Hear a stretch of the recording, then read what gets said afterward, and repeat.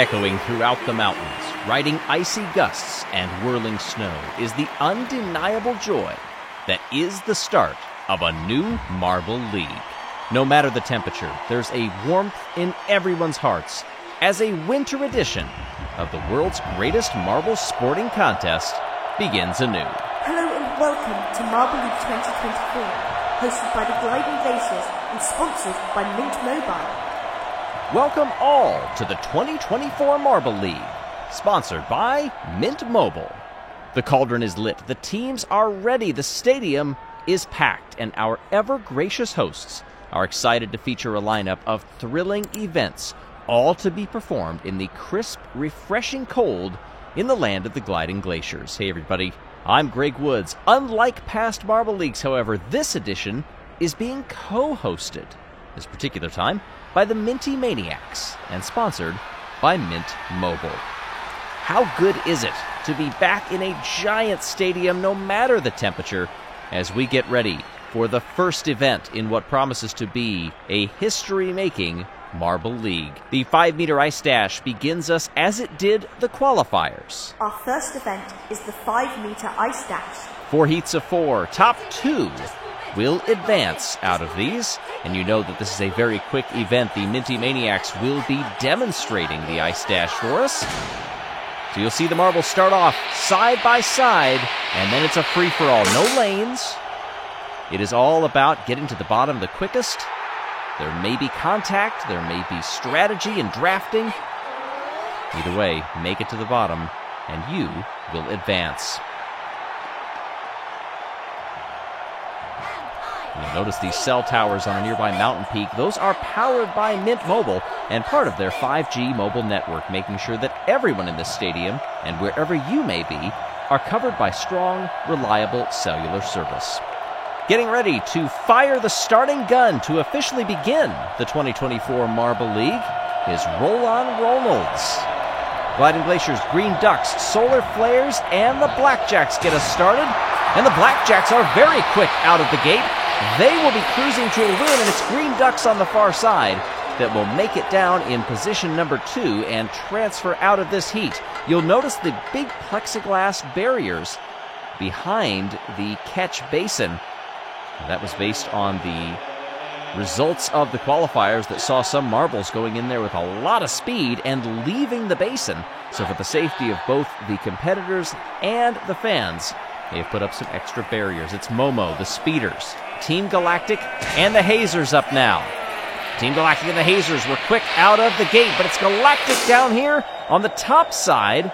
I think Savage Speeders may have just held on to second place. On the replay shows that they did. 5-1 flat is the quick time here. 5.073 was the fastest among the qualifier teams. That was Smoggy of the Hazers, but they do not advance here. Snowballs, Bumblebees, Wolfpack, and the Chocolatiers. Wolfpack tries to cover everybody off. Bumblebees find the inside and some speed and take it over the line to move on. Wolfpack, they ended up going wide once they had lost the draft. Find some clear air, 5.081. That's a quick one. Here in Heat C.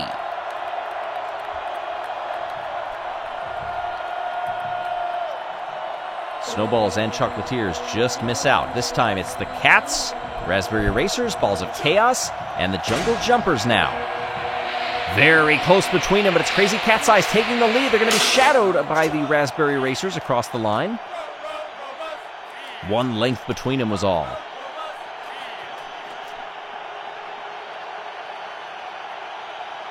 Blue Eye gets the win over the reserve from Raspberry Racers. That's Ruzzy, captain of the Balls of Chaos. Will not advance, nor will leap from the Jungle Jumpers. Look at that time, by the way, 5.064. Marbles don't often like to expend that much energy in the opening heats if they can help it.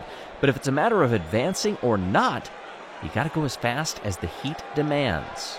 There you see 9th through 16th. That is where they will finish.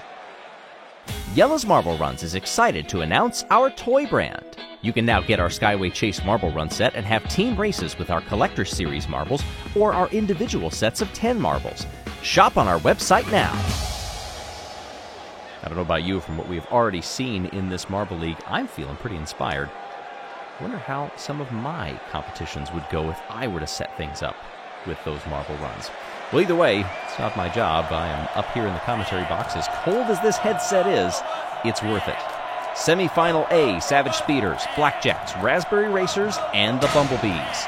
Down we go. Raspberry Racers take an early lead. And across the line they'll come. Savage Speeders will get second place. No real movement in that one. They were able to hold each other off. And an excellent start benefited Raspberry Racers. 5.021. That's a great time. Are they perhaps showing what they have left in the tank? When they reach the final, Bumblebees and Blackjacks, they will go no further.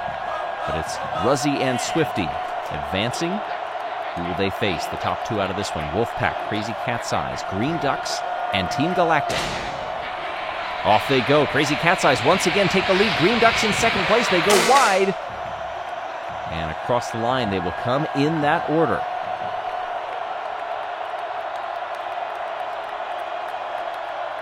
They try to throw down the gauntlet in terms of times here just to match. 5.041. That is commendable as well. They are all within a few hundredths of a second off of each other. This final is going to be dynamic. Blue Eye and Billy will advance. You notice those marbles, by the way, that have the phones. They are all throughout the stadium and down on the track. They are checking to make sure that everything is safe, both with the setup of the track and to make sure that everything's going well in the stands. They are using that Mint Mobile 5G connection, and all safety checks are done and complete. We are hearing ahead of the finale, and we are ready to roll.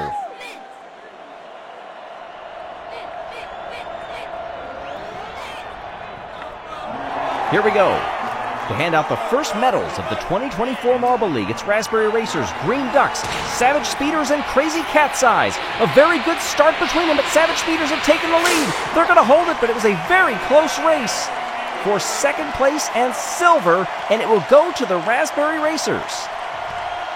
After great results in the previous heats, the Crazy Cat's Eyes don't even get the bronze. Congratulations to Billy from the Green Ducks. And it took a 5.026, by the way, to capture gold. Savage Speeders are in the win column, and they have the first gold hardware of these games. Congratulations to the winners, Green Ducks, Raspberry Racers, and the Savage Speeders. Stand atop that icy podium and take it all in. What a way to start. Sometimes there are statement events that can be made in different bits of competition. Was this one for the Savage Speeders? We'll have to see how the rest of these games play out because there's so far to go. But anytime you can lead off with gold, hopefully that's a portent of good things to come for your team. Where did your team finish if it was not on the podium? Savage Speeders, Raspberry Racers, or Green Ducks?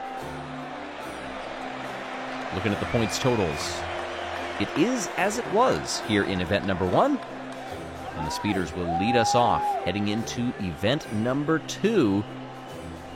Was this a good warm-up for you? I don't mean that quite literally because it's still pretty cold here. Either way, thank you for watching, and we hope to see you in event number 2 of the 2024 Marble League, sponsored by Mint Mobile.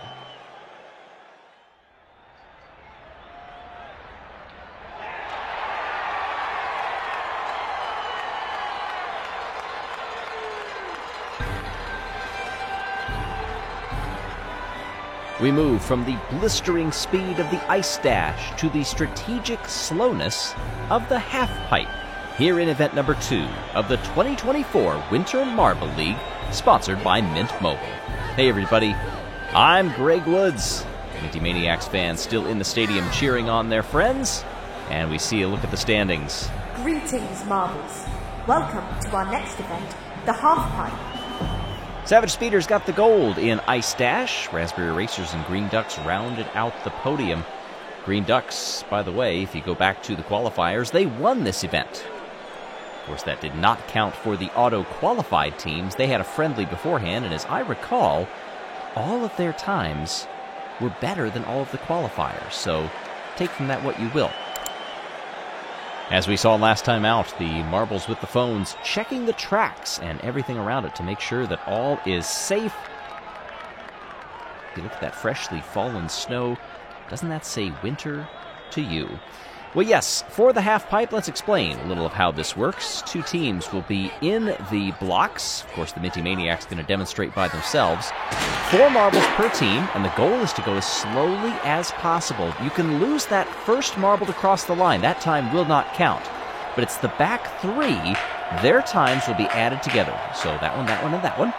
And together their time will be added to a second heat where the positions will be switched.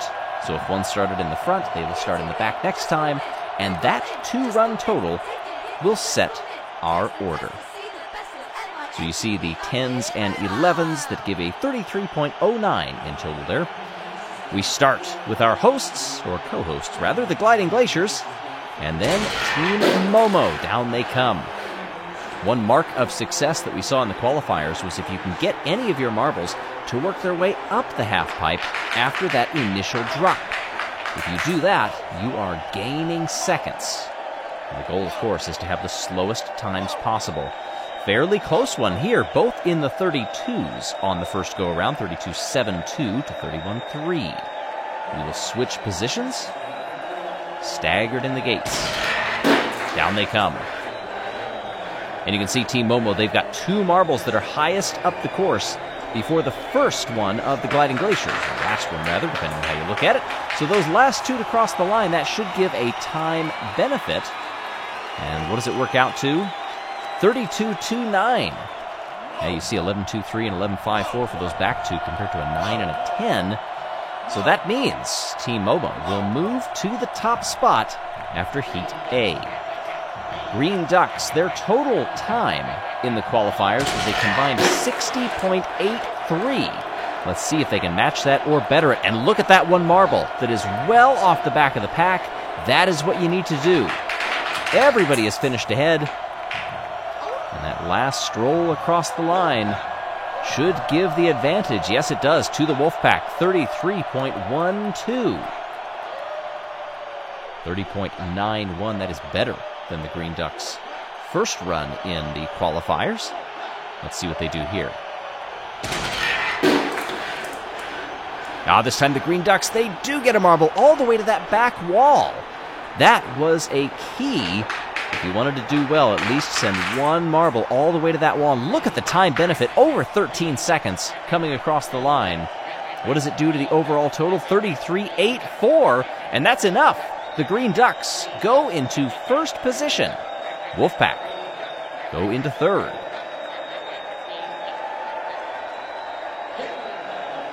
Savage Speeders and the Blackjacks now.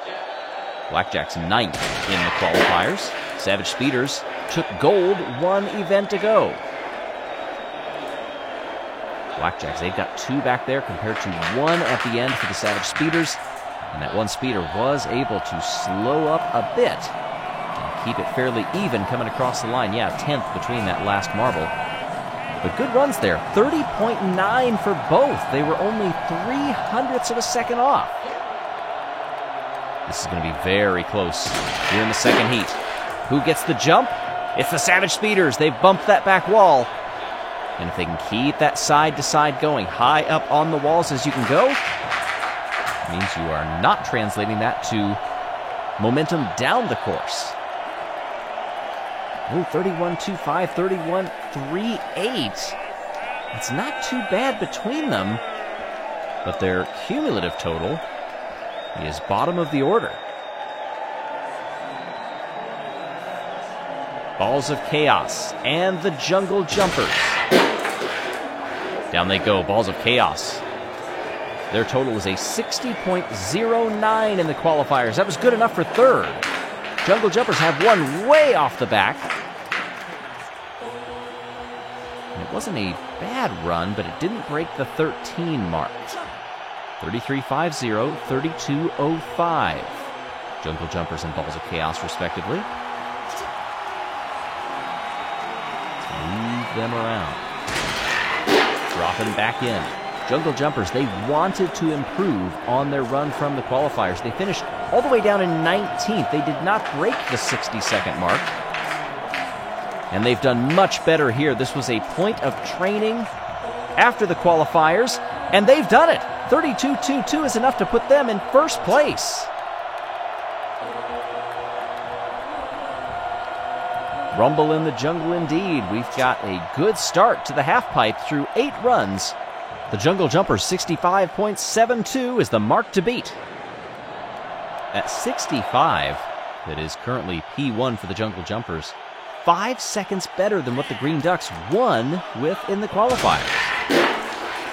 Bumblebees and Raspberry Racers up now, and it just shows you, once we get into the heat of competition, yes, this is a Winter Marble League, everybody steps up their game. Raspberry Racers had 1 at the back, but then it was 2 for the Bumblebees. And as a result, it ends up pretty even within a second of one another. 32.21 is a pretty good time for the opening go. Second run underway. Oh, and look at that for the Bumblebees. They actually hit the wall so hard that the marble comes back the other direction and loses positions and has already crossed the line. That was a 10-second run. Oh, that was disaster for the Bumblebees. And as a result, it puts them in 9th.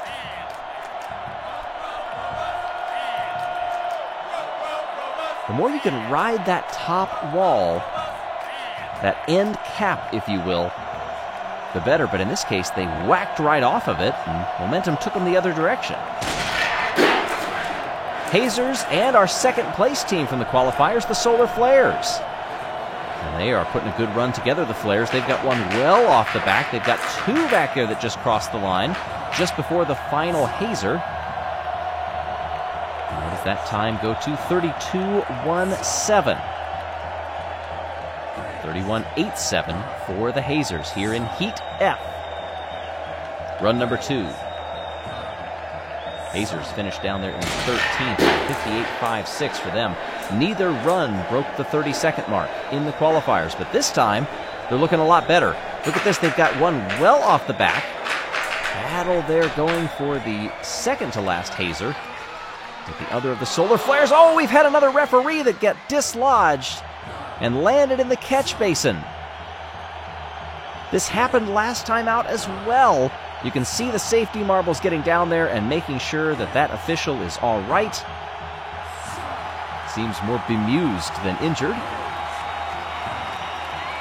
Always good to give a round of applause and hats off to the officials and the referees that keep these competitions safe and fair. Chocolatiers and the Crazy Cat's Eyes drop in now. One team that was in the qualifiers, the other was in the friendly round because they were an auto qualifier, so they never went head-to-head. Crazy Cat's Eyes with Red Eye coming across the line last. 31.30 and a 30.64. Not great, if I'm honest. See if they can do a bit better next time out, as we are working our way through these heats quickly.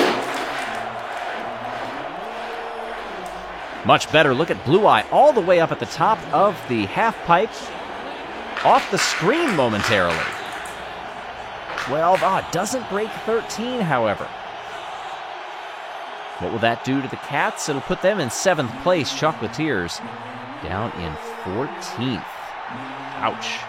Well, the Cats are happy with a top 10 for now. Let's see where they will land. And so we get ready for our final run of this event. Snowballs and Team Galactic. Drop through here. Snowballs blending in with the half pipe. Can't do much with that this time around, but it worked fairly well for them. And they got 4th in the qualifiers. 30.39 is their time here. It was a 30.23 back in the qualifiers a while ago. And of course, since this is the final run, Jungle Jumpers guaranteed a medal, but what color will it be? Everybody bunched up at the top there. Separation down to the bottom few. Remember, that first marble that crosses the line, their time does not count. It's all about the back three. How slow can they go? Oh, disappointing for both of these teams. Snowballs will go from 4th in the qualifiers to 14th. Team Galactic down there in 15th.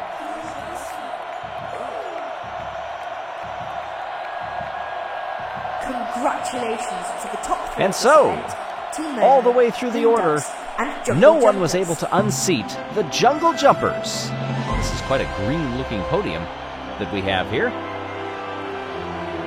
The Jungle Jumpers get the win. Green Ducks get the silver. And Team Momo get the bronze.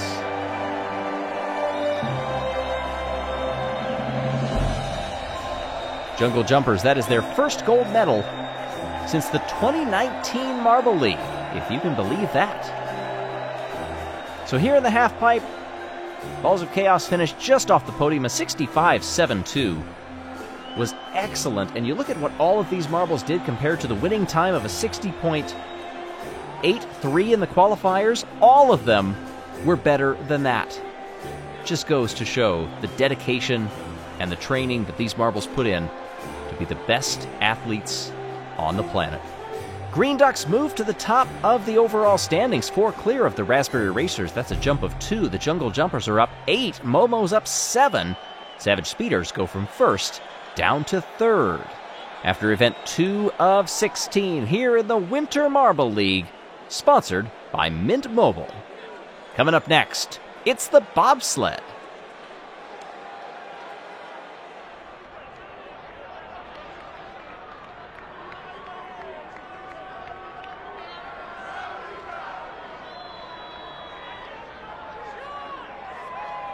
Some would describe the namesake of the gliding glaciers as moving something that weighs a lot more than a marble over a very slick surface at surprising speeds. That describes this event to a T. This colorful contraption before us makes up the track for the Bobsled here in event number 3 of the 2024 Marble League, sponsored by Mint Mobile. Welcome to event 3, Bobsled Racing. The Savage Speeders currently sit atop the standings. That is different than what you may remember at the end of event number 2. We'll have more on that in just a second, and how that shakes up the order as we take a quick peek at the track before us and what promises to be a spectacle of speed. Well, to bring you in the loop of what happened last time at the halfpipe, following the event, the Solar Flares decided to appeal the results of this particular heat right here. And timing and scoring found that there was actually a switch. The Solar Flares and Hazers' times had accidentally been reversed. As a result, the Solar Flares move up to 2nd place and get a silver medal. Unfortunately for the Hazers, they move down to 16th. So congratulations to the Solar Flares on their first ever medal in the Marble League. The Hazers were very gracious in accepting that. They said it is better to stand by our result rather than take credit for something that we did not achieve. Congratulations to the Solar Flares. So, the updated podium ceremony was held just before we got underway here at the bobsled track. Unfortunately, Team Momo moves off of the podium as well, but they are happy for their friends, the Solar Flares. It is also very early in this Marble League, so there's still a lot of time to recover. Well, the track checks are all coming back okay. Everything is safe and ready to go. You need a lot more support staff for the event that you are about to see. I'm excited for this one. I don't know if you can tell.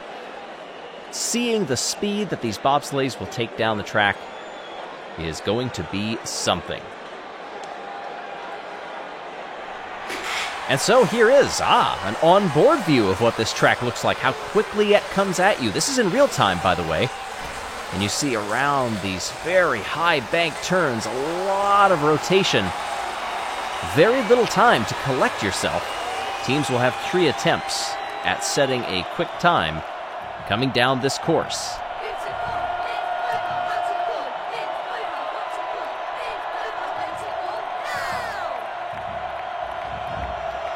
The Minty Maniacs are up in the bobsled to give us a look at how they will run this course and how we may see some of our competitors.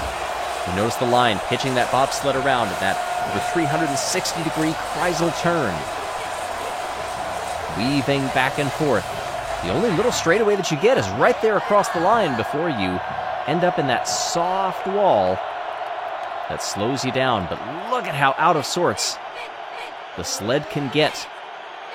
The pilot up at the front, the brakeman at the back. First run is Balls of Chaos. Why not? A potentially chaotic event. And they will lead us off. They're taking a tight line through that big turn there as they come down here through the labyrinth of turns that close out this course. They gradually tighten. Over the line, first time to beat. Look to be in that 15 range. You can see sideways movement is not what you want in this course. When the bobsled is weaving back and forth and the tail and the nose are not pointing in the same direction or moving in the same direction, you are losing momentum to take you straight down the course. Snowballs will come down now, trying to beat that 15.25. They're also weaving a little side to side here, but they've got it collected better down here in the bottom part of the course. Tail slide as they exited that long turn of the right-hander. And we'll wait for the official time. You can't let the bobsled get too sideways because that can lead to a tip over as well. 14.63, that is much quicker than what we just saw. Snowballs are our new leader. Green Ducks, they took part in that redone podium ceremony. And looking not too bad here. Very tight through that chicane. A little slow around the right-hander, picking up speed to the bottom of the course, finishing right in the center, but they did not make it to the cotton pillows at the back. You wonder if that means that they did not carry the correct amount of speed across the line. Oh no, they go to third out of 3. 15.49, that is nearly 9/10 of a second from our leaders. Hazers up now. They are looking for redemption, but they are crawling off the line. That sled is wiggling throughout. They cannot seem to get it going straight. Oh, and this is a painfully slow time, well over 16 seconds. I believe. Let's wait for the official time here. They are just not working in coordinated fashion. 16.51, that's almost 2 seconds slower than what the Snowballs put in with a 14.63. That is shocking for the Hazers. The Chocolatiers, they launch much quicker, but they're slow around the kreisel. Oh, they're coming to a crawl. What happened there? I think they were so worried about saving that slide. And the same thing's happening here. They are all out of sorts. They have lost all momentum. That one turn absolutely killed them for the rest of the run. And because this is all downhill, because it is turn after turn, there's no way to accelerate in the bobsled. It is all gravity. So if you lose that at some point higher up the course, it unravels quickly, and a 20-second run. 6.13 seconds slower than our leaders. Absolutely shocking. The Blackjacks really blending in with their sled, and look at the speed they're carrying here. My goodness, it's getting out of control. The sled is going so fast. The tail steps out on them through that chicane, but they gather it back up. It was a hectic run, but it was blisteringly quick. At least to my eye. Wow, going side to side. It's not the sled wiggling, it's the whole thing moving. And an 11.22. How did they do that? That is so much quicker than what we had. Oh, and this is a similarly quick run. Look at Momo. They're also motivated because they were knocked off of the podium last event with the reclassification, and this is going to be in the 11-second range.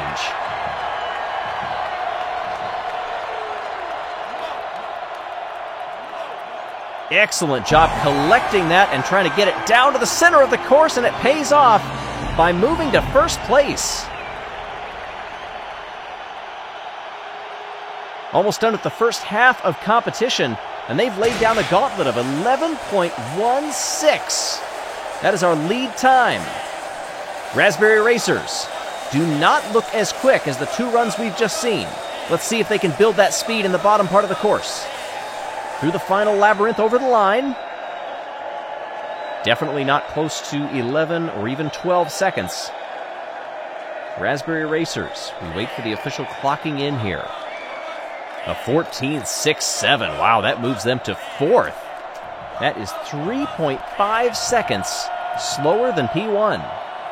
And so Momo holds the top spot right now with an 11.16, 11.22 for the Blackjacks, and then quite a bit of space. Back to third place Snowballs. We're seeing what some of these teams can do when the spirit of competition moves them. How cool would it be to witness that in your home firsthand? That would be pretty nifty. And we still have a whole half of bobsled left to go. The orange sled up there in the top, that's our new silver medalist from the Halfpipe. It's the Solar Flares. They come out of the gate really quick. They take the Kreisel nicely. Very clean through here. Very nice through the chicane. Over the line, it will not be in the 11-second range, but that should be good enough to lift them into third place. Minor tail slide coming out of the Kreisel, and they paid for it over the next few turns. You get that oscillation back and forth. Yeah, 12.76, that gets them into the bronze medal position right now. Jungle Jumpers. Half-pipe winners. Not exactly fired out of a gun here to start this run here. The Kreisel is slowing them down. Bobsled really wiggling. It's a safe run, but it is a slow run.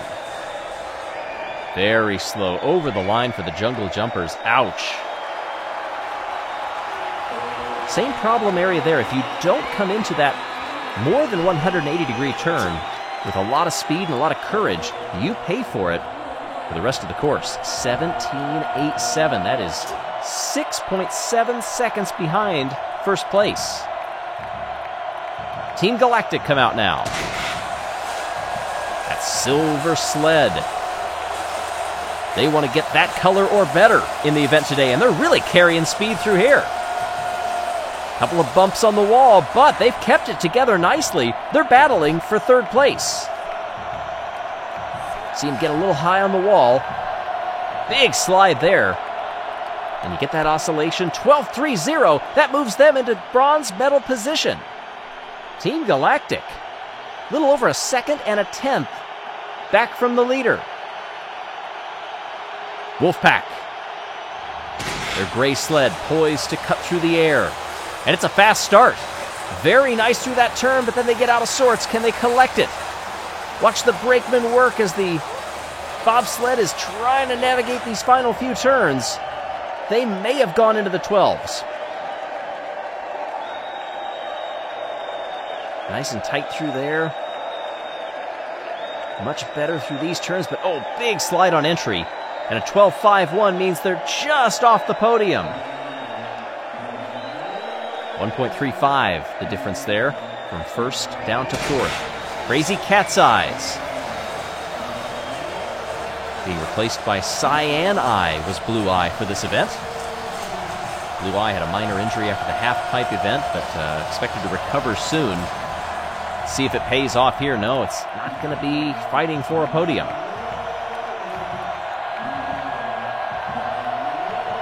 You know, not the only lineup change that we have seen so far in this one, as Crazy Cat's Eyes, they go to 8th. Team Momo, they actually removed Momo because of the injury risks. You think back to the 2018 bobsled, getting a concussion, falling from that height, the injury back then. Oh, this is a fast run. Wow, can they keep it under control, though? A lot of side-to-side movement. Over the line. That's an 11-second run, I believe. Let's wait and see. And our hosts go into third. Bronze medal for the hosts so far with just a couple of runs left. Wow. That means P1 guaranteed a medal. Question is, what color will it be? Savage Speeder's trying to get this bobsled moving. Looks better through this middle section, but it almost feels a bit too safe. Over the line. Savage Speeders look to be in the 13-second window. And it was 13.69.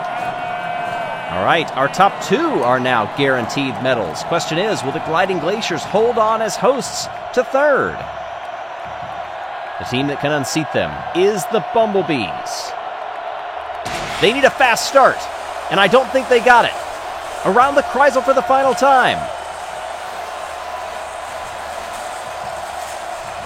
Also very safe, but they're slowing down.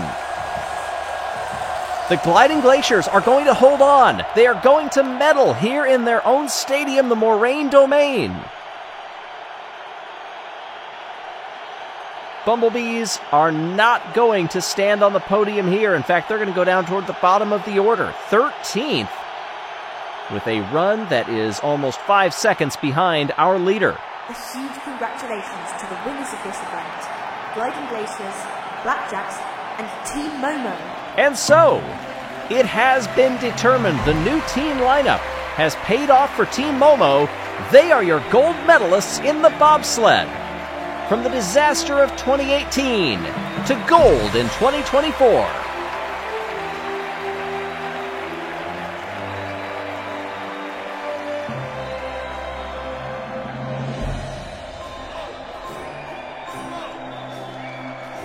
Well, congratulations to our other podium finishers. What does this do to the overall standings? Look at how close that was. If you broke the 12-second mark, you're getting a medal. Momo, Blackjacks, and Gliding Glaciers. That was very close. 0.06 of a second from the Blackjacks getting gold. And what does this do? Momo leaps up 8 spots to second behind the Savage Speeders. Their lead is just 1 point. 2 behind Momo, the Raspberry Racers. Blackjacks up 7. Look at Balls of Chaos and Bumblebees falling down 5. Coming up next, the Snow Drag. You will not want to miss it.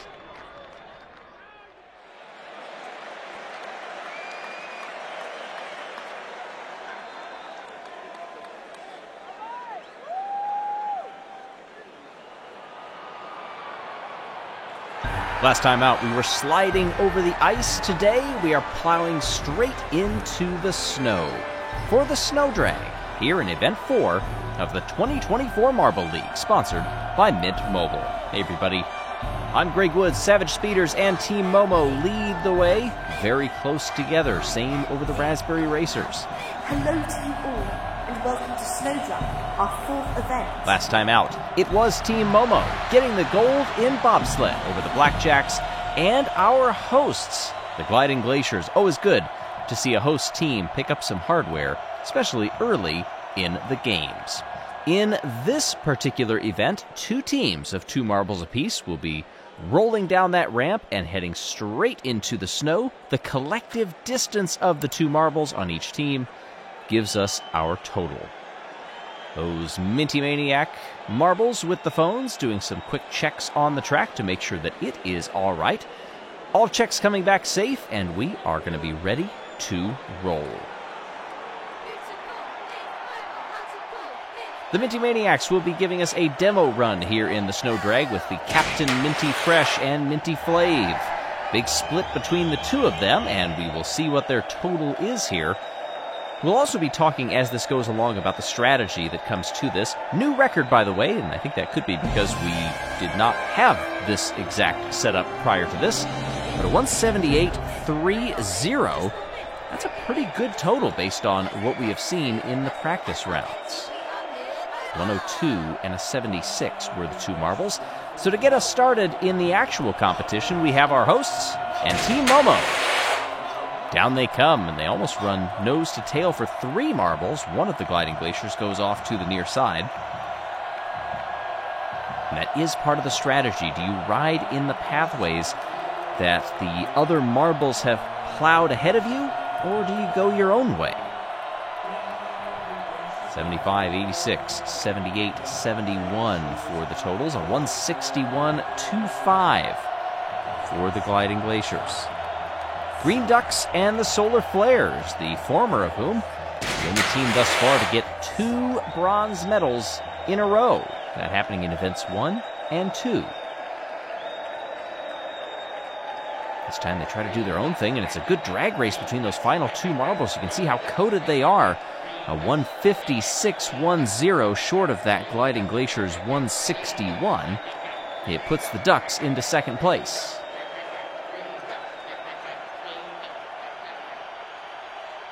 Bumblebees and Raspberry Racers. Racers were silver medalists back in the ice dash. Let's see how they fare on the snow now. Now, one of the marbles is the farthest of any. The other Raspberry Racer is the shortest of any. Thus, it all comes down to the added totals, and it's a very close race, 150.9 compared to a 148.15. Bumblebees holding on tenuously to that bronze medal position. Raspberry Racers down in 6th. Snowballs and the Jungle Jumpers. One of these teams you would have to think may have an advantage in the snow. Let's see if it plays out. Wow! Past 105 for one of the Snowballs. Jungle Jumpers, remember, they are not too shabby either. 184.55. New Marble League record for the Jungle Jumpers.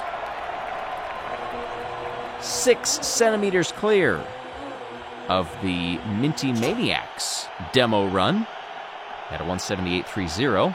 So after Heat D, here's where they stand. The Racers, the shortest total of anybody. The Jungle Jumpers, gold medalists in the halfpipe, are in first. Sitting high atop the perch of the ramp. That's a good view from up there as we get ready for the second half of competition that begins with the Savage Speeders and the Blackjacks.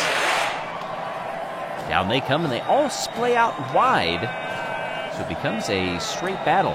You know, there is some advantage, you may argue, from drafting your teammate coming down the ramp, but then you have to get out of that teammate's way in order to leave them space. It can be a dicey operation with such a short rundown to the snow.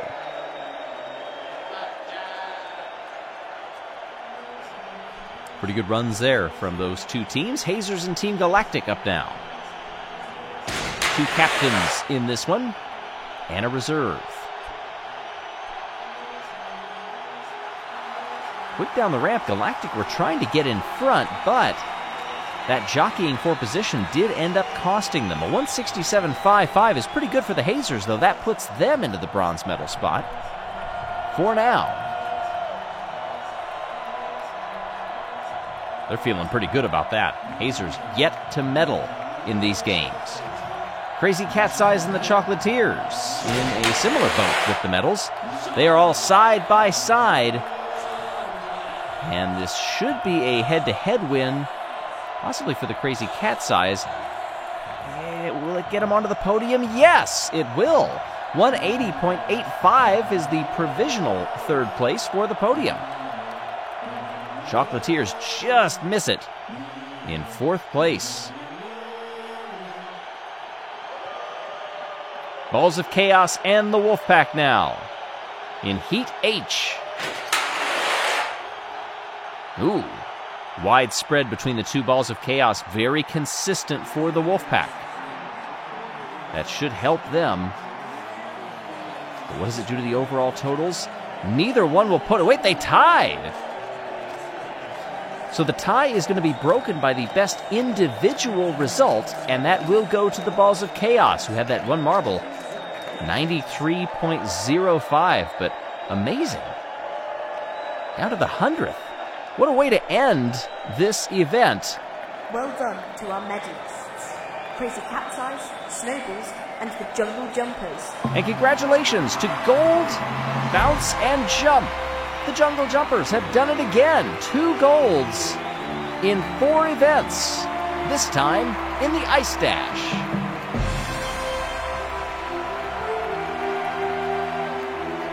Snowball's feeling right at home.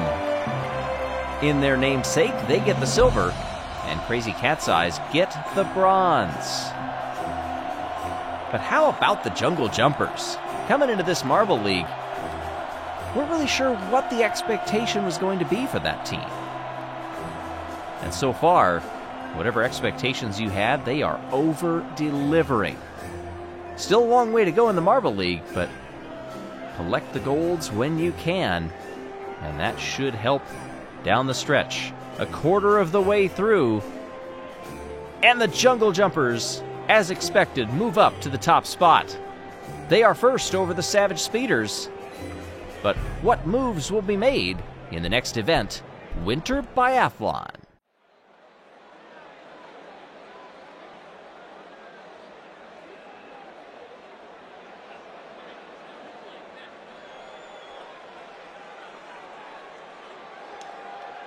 The history of the biathlon goes back to the 1700s, when speed and skill were combined into one winter event. In the history of the Marble League, you have to go all the way back to 2018, the last time we saw an iteration of this in the winter. Lots changed since then. We'll talk about how in just a moment. Greetings! We welcome you to today's event, Winter Biathlon. Hey everybody, I'm Greg Woods. The Jungle Jumpers are leading the standings here in the 2024 Marble League, sponsored by Mint Mobile. They are winners. Back in the Snow Drag 1 event ago, 2 events before that in the Halfpipe, Jungle Jumpers were once again gold medalists. They are setting the tone nicely. We still have a lot of Marble League left, so make sure you click that subscribe button, turn on notifications so you don't miss a thing. If you're here in the stadium, then make sure that you are sharing all of those web gem moments, courtesy of the 5G coverage all throughout the stadium by Mint Mobile. So, the way that this is going to work, of course, you have the skiing portion and the shooting portion. Minty Maniacs will be explaining here, and then we'll walk you through the scoring also. This is a relay race, of course, so the opening marble is off, slaloming back and forth. That marble will tag the second team member. Down they come. I'll be keeping track of split times as well. Third marble over the Gravitrax. A lot of speed being built up here. But for this fourth marble, it is a run down to the line, but you have to combine that with precision because there are dominoes waiting. Here's the shot. Try to stay as centered as you can. That light up domino is the very center. That is worth 10. The dominoes on either side are worth 9, so you knock down 2 of them, and you get the average between the two. So in this case, a 10 and a 9 comes to 9.5. Now for the scoring. Take the time, add 10 seconds to that, and then subtract whatever the shooting total was. So, for instance, if you set a 26-second lap and you knock down only the center domino, well, your score will stay what your time was, because you would add 10 and then subtract 10 as well. I know it's a lot, but as we go through this, hopefully seeing it a few more times, it will make a bit more sense. The Chocolatiers are out now to set the opening run. Split time on that third handoff is a 20.17. Rolling down here, and we're going to have the same 2 dominoes knocked over. A 10 and a 9, average the 2, and you get 9.5. So what was the time that they set? Well, that was a 26.17. So add 10 to that, that'd be 27.17. Now subtract 9.5. That gets you 26.67. And the goal, of course, is to go quickest and shoot the most accurate. So you want a lower score than the marbles around you. Hazers coming up now here in run number 2. How do they compare? On the opening split, they are marginally slower than the Chocolatiers were. Only a few hundredths, however. It's very close together. They've lost a bit more time through the second handoff. Watch where they are when they tag that fourth marble, being around that 20-second mark. That could be one way for you to keep track of how they compare to each other. Nice shot here. Good consistency from the anchor leg and the marbles that are doing the shooting at the end here. We expect that out of these athletes as they get here into the Marble League. So a 27.25, that is a bit more than the 26.67 that the Chocolatiers had. So the Hazers go into second place. Bumblebees up now. Down they come. Little slow entering those slaloms. How does the split time stack up? Oh, nearly 0.3 of a second off of the Chocolatiers.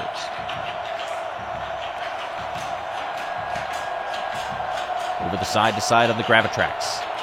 Bumblebees handoff to the fourth marble. Everybody has chosen that near side line. Good view of just how straight these marbles can shoot. Consistency again. With all the marbles getting that 9.5, it really comes down to time. Of course, let's not take the shots for granted. One little slip up could make a big difference. All right, 26.72. Add 10, subtract 9.5. That gives the Bumblebees a 27.22. That is 0.03 of a point lower than the Hazers. That means Bumblebees go up into second place. Team Galactic. They also look slow through that first leg, and they are. They're actually slower than the Bumblebees. Bumblebees really picked it up, however, in those final two legs, just chipping time away. Galactic's handoff there comes at 21.02. That is slower than the marbles thus far. Consistent shots. Once again, 9.5. That fourth leg clocked in at 27.18. That 27.68 result is the slowest of everyone. Solar Flares coming up now.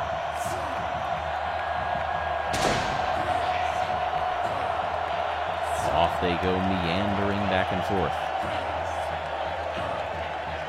First tag is very slow. Oh my gosh, that is actually much slower. Previous slowest was a 7.38. Solar Flares just did that first leg in 8.23. Not looking good. How do they compare here? Slowest of everyone in leg 2. The time keeps ticking. And they're also the slowest in leg 3. They also missed the center domino. That's the first marble to miss the shot. Nobody's had an outright bullseye yet, but it makes for easy math. So 29, add 10, subtract 9. That gets you to 30 even, but that is the worst point total of anyone so far. By comparison, our leader is still the Chocolatiers on the first run of the day with a 26.67. The hosts, the Gliding Glaciers, are out now. They've actually looked pretty good early on here in the Marble League. They've got a medal to show for it. Bronze back in the bobsled. How are the Glaciers looking so far here into the final handoff? It's not a blistering time. What they do, 27.75 isn't great either. And they also miss that center domino. They knock down the purple. That is worth 9. 28.75 puts them ahead of the Solar Flares. That is the only team that is behind them right now. Balls of Chaos as we're nearing the midway point. How do they do on this opening run? Clock ticks over 7. It's a 7.24 in the opening leg. That's not too bad.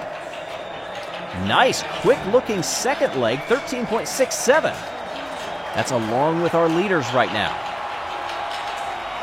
Official split, 20.44. Here, heading into leg number 4. How does the shot go? 9.5 again.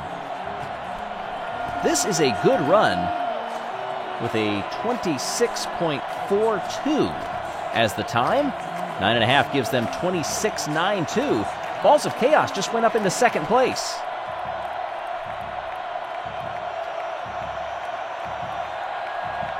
Snowballs.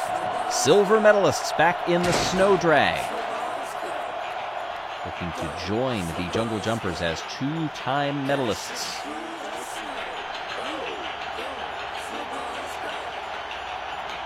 Early split was very good. Second split also very good. In fact, that's the fastest of anybody, 13:04. 19:67, that's also fastest of anybody. Clock stops at 25:66 and a 9.5. By my math, that will give the Snowballs the lead. It does. 26:16. Previous best was 26:67. They just lowered that again. 8 runs are complete. The Snowballs are your provisional leaders. 8 runs are complete, and we've seen a lot of action on that purple pair of dominoes, and occasionally that center light-up domino as well. Nobody's had a bullseye yet. Could that be coming? Wolfpack are ready now to begin the second half of competition here in the biathlon. I've been keeping split times here in the booth, and that one's a 7.89. Not one of the better ones. Second handoff, 14:62. They've gained a bit of time back over a couple of teams. 21:45 is the next leg. Down they come in a 27:57. Oh, way off the middle. So purple is 9, dark blue is 8, light blue is 7. So they're going to have a 7.5.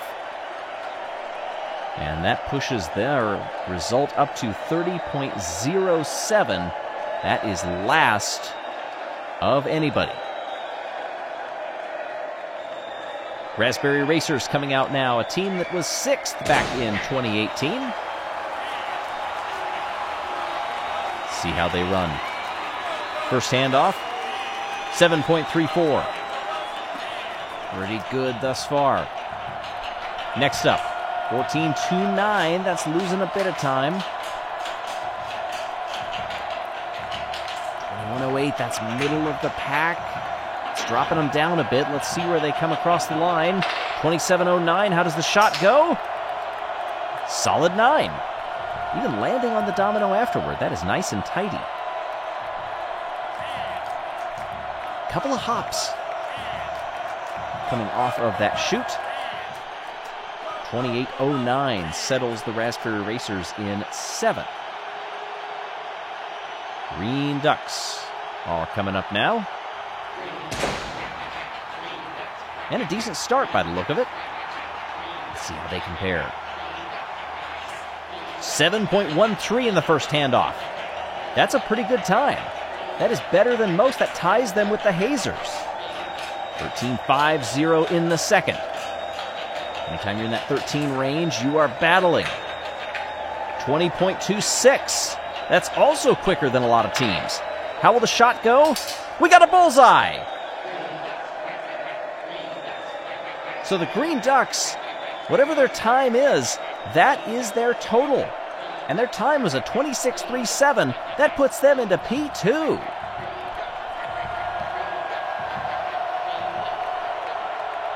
What a run by the Green Ducks.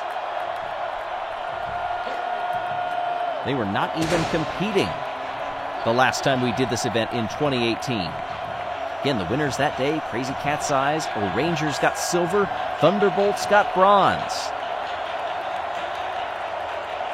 Midnight Wisps were 4th that day, just off the podium. A similarly dark team, the Blackjacks, running right now. A 7.70 at the first split. Not too bad. They lost it a bit in the middle 2 handoffs, however. And a 9 on the shot. That run just got slower as they went. And that's going to give them a 28.97, putting them in 10th position.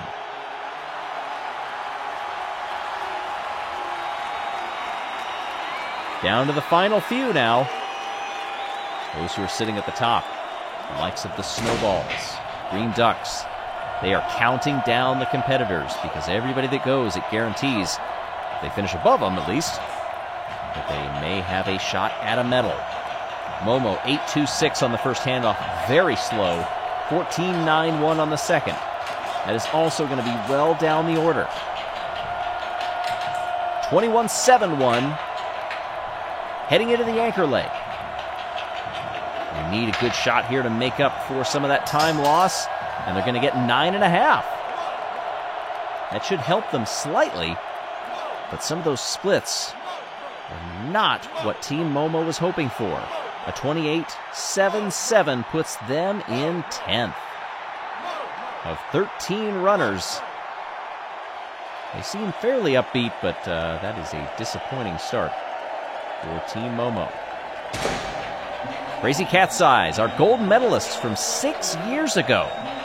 See if they still have the magic in them. Red Eye is going to bump Blue Eye off in the second leg. It was a 6.73. That is the fastest of anybody. Second handoff was a 12.84. That is the first one that we've seen in the 12s. 19.20, still quickest. 25.12 and a 9.5 on the shot. And this is going to be a very good run for Crazy Cat's Eyes that I believe is going to put them in the lead. Green Eye Shooting nets them a 9.5, a 25.62, and the Crazy Cat's Eyes are once again at the top of the standings with just 2 competitors to go. Not only do they move into the lead, they guarantee themselves a medal. Savage Speeders watched one heck of a run right before them. Let's see what they can do. Last time out, the Speeders were 8th back in 2018. Next handoff here is not looking too bad.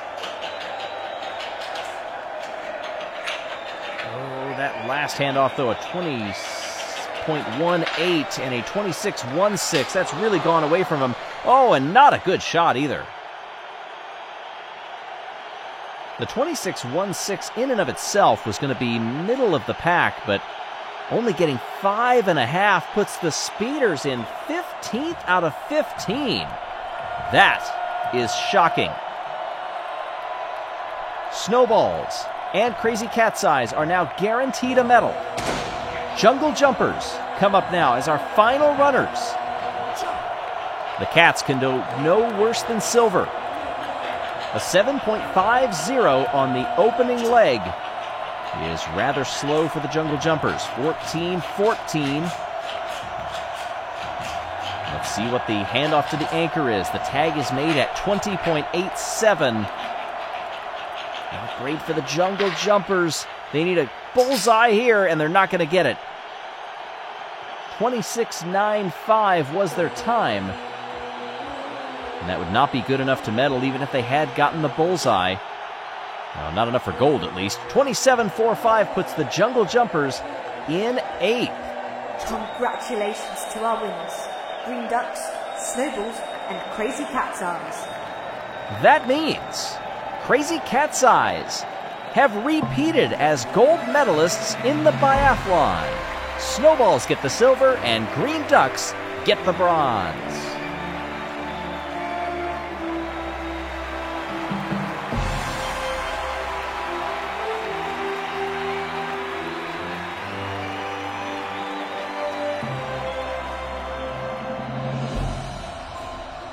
The Green Ducks now have 2 bronze medals across 5 events. The Snowballs have 2 silvers. Crazy Cat's Eyes, they now have a bronze and a gold. 25.62, the lowest of anybody out there. Looking at the overall standings, the Jungle Jumpers 8th is enough to knock them off the top spot. Crazy Cat's Eyes move up 2, and the Snowballs are up 6. Green Ducks go up 2 into 4th, but it's Cats, Jumpers, Snowballs, Ducks, and Speeders. Next up, the short track, blistering speed, teamwork, and unpredictability.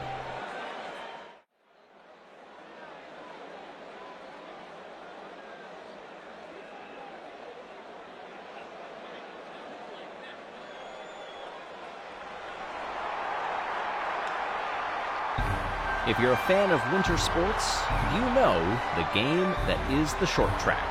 It is unpredictable. It is crazy at times. It is fast. and it is a contact sport. The version here in the 2024 Winter Marble League, sponsored by Mint Mobile, is no different, and we are excited to see who will come out on top today.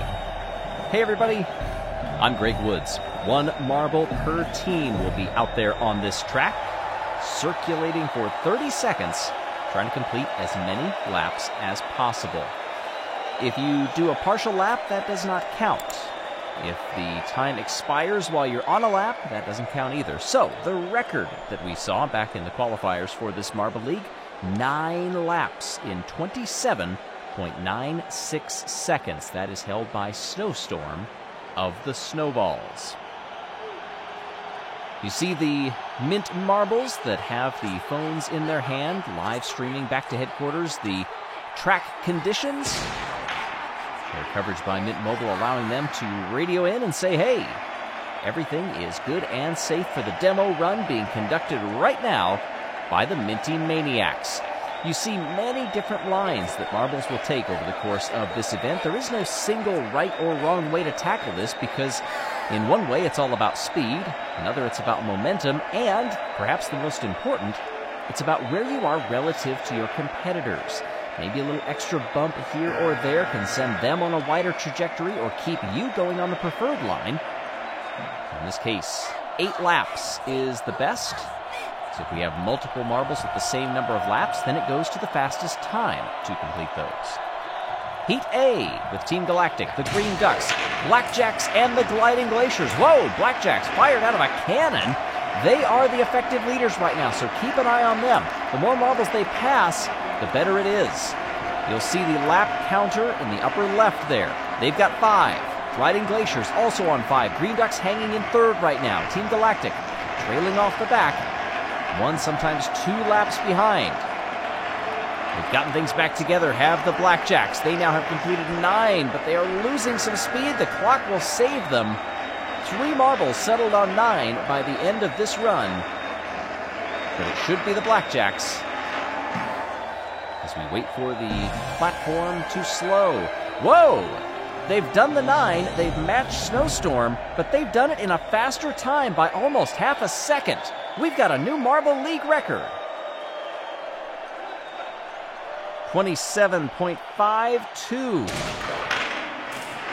Coming out now, Wolfpack, Snowballs, Raspberry Racers, and Crazy Cat's Eyes. We need to see who trips that line first, and it's a very close battle up front. Wolfpack have established themselves in the lead, but not by much. Crazy Cat's Eyes closing in on them. You can see that gap is narrowing. Coming up on 5 seconds left. Hugging that inside line. Oh, difficulty there. Perhaps troubled by Snowballs. Crazy Cat's Eyes take the lead at the wire. They have notched 10 laps along with the Wolfpack, and they've done it in 29.49. Crazy Cat's Eyes have reset the record. Momo, Hazers, Speeders, and the Jumpers now. Hazers were first to the line coming around, but now they've been beat by the Savage Speeders. That position switches, and now Hazers have notched 3. Coming up on 4, and they are building the lead. Running that very tight line just before they come across the line, but there was contact. What does that do? Everybody's on 6 right now, but the Hazers have a few lengths in the lead. The Savage Speeders are spinning. They have lost all momentum, and they've been lapped. Oh, Hazers get bumped by Jungle Jumpers, but it's after time expired.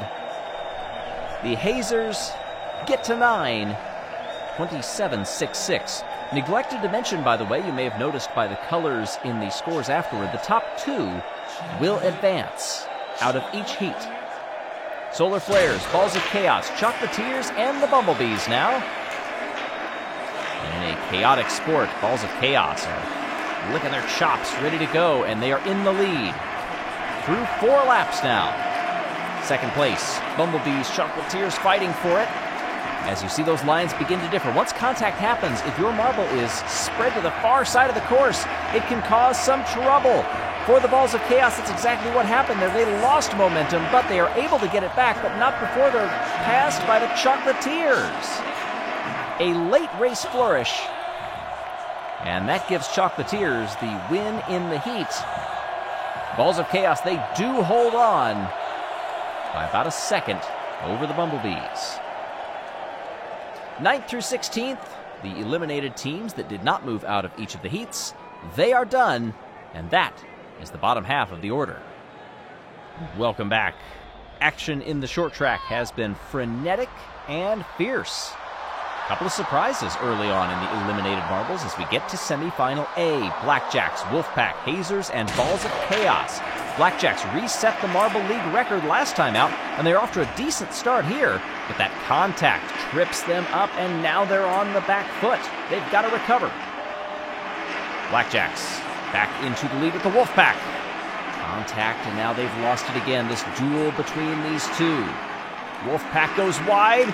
The over-under is complete, however, and Wolfpack get it right back. Everybody on 7 for a brief moment, now 8. Will they get to 9 or more? No, they will get to 9. Blackjack and the Wolfpack will be moving on. Hazers and Balls of Chaos come up just short. Second semifinal. Crazy Cat's Eyes, Jungle Jumpers, Green Ducks, and the Chocolatiers. Fast start, and it all comes undone for the Crazy Cat's Eyes. They were first out of the gate, but they hit that opposite wall, and now they're having to rebuild all of their momentum. Green Ducks are the leaders right now. Chocolatiers, Jungle Jumpers as Green Ducks hit the center cone, and they lose momentum. Chocolatiers, much like they did in their last heat, coming on strong late. They've got 8 laps. Make it 9. Can they get another one before time expires? Oh, just short. But that battle for second place, all 3 teams on 8. Who got there first? It was the Jungle Jumpers. So Chocolatiers and the Jumpers make it to the final. Green Ducks and the record holders, Crazy Cat's Eyes, they do not make it. In fact, Crazy Cat's Eyes of the 2 semifinals had the slowest time of all. Checks complete for the final. The ice sheet is ready.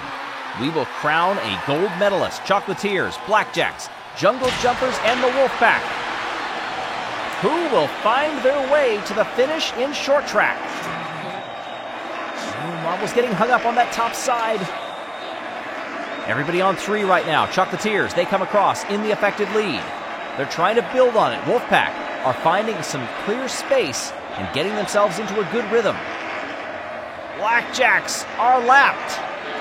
They were so fast in their early heats. Over the line.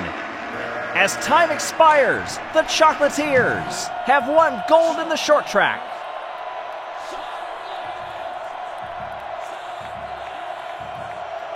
Wolfpack get the silver, and Jungle Jumpers get the bronze.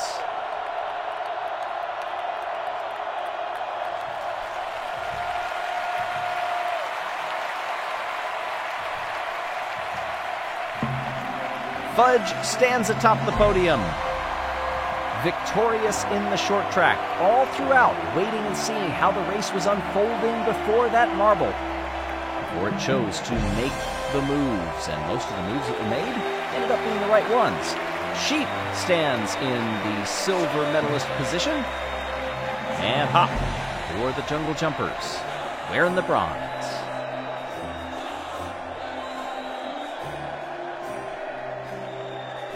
Blackjacks just miss out on the podium, but had some really good races in there. Green Ducks come in 5th in front of the Hazers, Balls of Chaos, Crazy Cat's Eyes, Raspberry Racers, and the Snowballs rounding out the top 10. Interesting. Let's see what it does to the order. The bean counters are working through it, and the Jungle Jumpers are now Marble League P1. Crazy Cat's Eyes in 2nd. How about Wolfpack up 7? Well, we'll see what further moves happen as the 2024 Winter Marble League, sponsored by Mint Mobile, marches on, with ice hockey up next.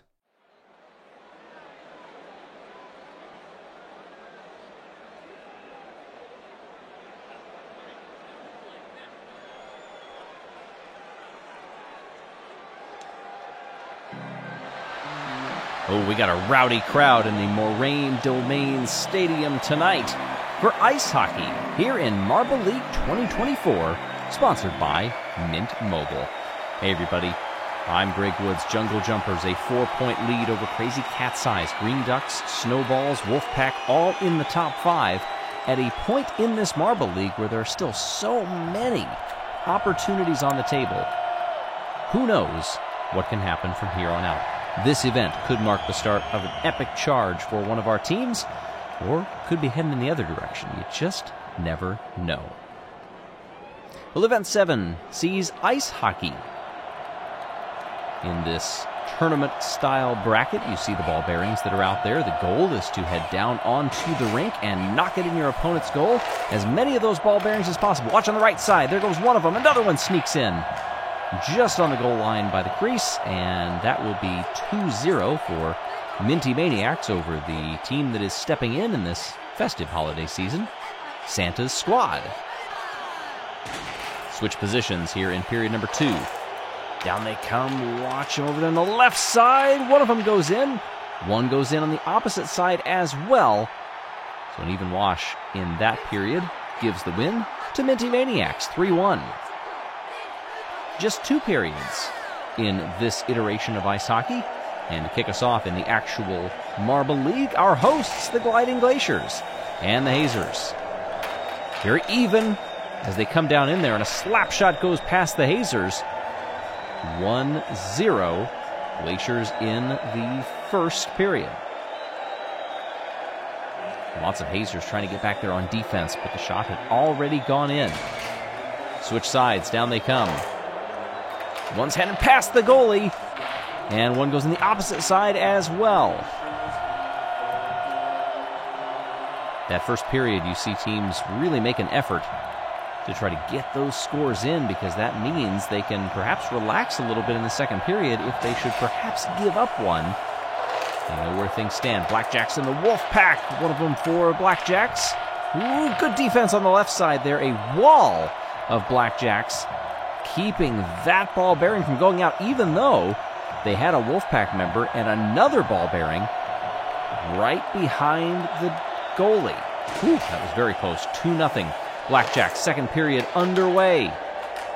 Some slap shots here, but look at on the left side. One of them gets past the Wolfpack, and it increases what could be an ever-important goal differential.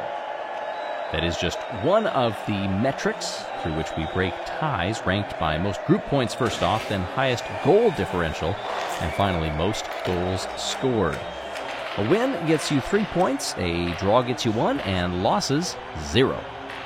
What an opening run here for the Gliding Glaciers. 3, watch on the right side there, 3 shots behind the defense. The Blackjacks were scrambling to try to catch up to those. Blackjacks did score one, but now they have to go on the offense here. They send 2 or 3 marbles down there. They get one of them in. But otherwise, look at on the other side. 3 sneak in, 1 right at the end. And that is quite a decisive win for our hosts. 6-2. There's a lot to play for, really, for the Gliding Glaciers at this point. You look at where they sit in the overall standings. They're down in 12th. There is so much time left. 2 in for the Hazers here on the Wolfpack. Look at the chase that they gave the defense, but then, an impact with the goalie by the Hazers. Otherwise could not get down to those shots. Wolfpack need to send some in here, and they don't get a clean shot off. Oh, but look at this, creeping to the side there. That defender can't stop that third one from going in on the right. And a come-from-behind win. Excellent job for the Wolfpack. And they have to re-rack and come right back here against the Gliding Glaciers. One shot goes just wide for the Wolfpack. Lots of defenders on the other side, but look at those ball bearings creeping their way in. And another one back behind the Wolfpack. Gliding Glaciers sent things in motion and then immediately dropped back into the defensive zone. But no shots were heading their way. See if they opt for a similar strategy here. come, lots of movement. Yes, they're going to fall back. Wolfpack let 2 by. Gliding Glaciers had 1 marble that got all the way back there very early. And was able to shepherd a couple of those in. A 5-1 drubbing there. As we go to match 6 here. Still in Group A, Hazers and Blackjacks. Slapshot goes in for the Hazers. And the defense manages to keep 2 of them out on the left side. Look at him streaking back in there for the Hazers.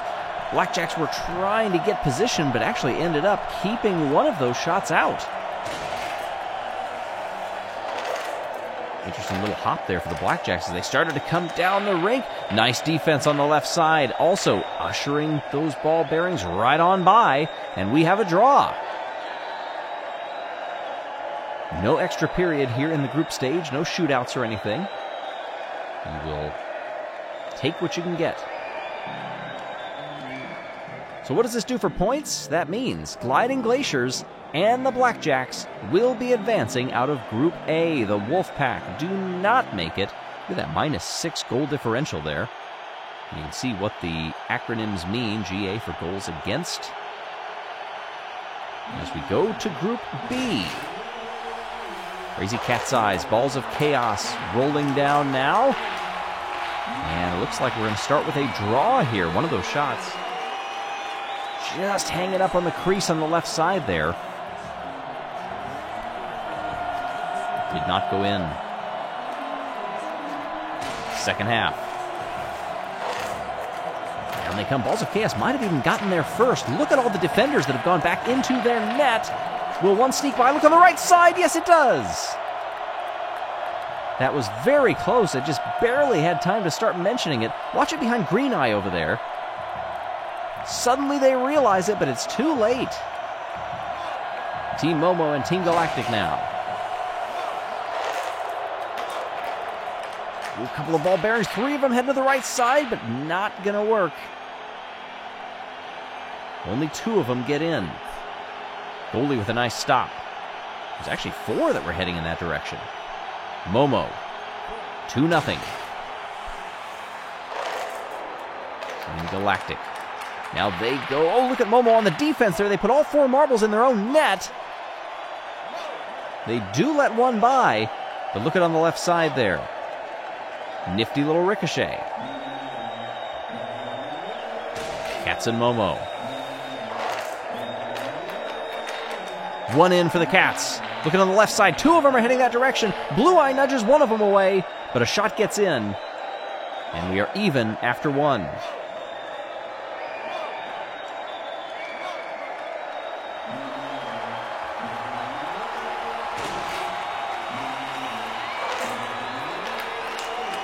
Second half. Oh, nice shot from the wing.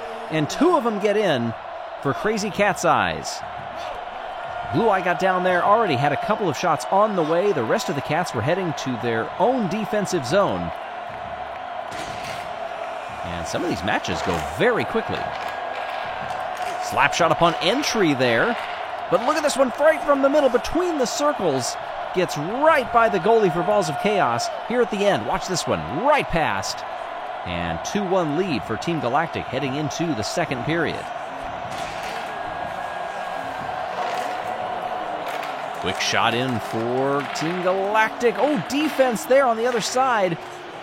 Even though it was kind of an own shot blocker. Oh, very close. 5-2 the end, though. Didn't end up being that close after all. Crazy Cat's Eyes and Team Galactic now. Your eyes are kind of darting back and forth here. These goals happen so quickly. If you're looking at one net, the other one could see a lot of action, and that's what happens here on the right side. One sneaks in early. Second one comes in after the marbles clear.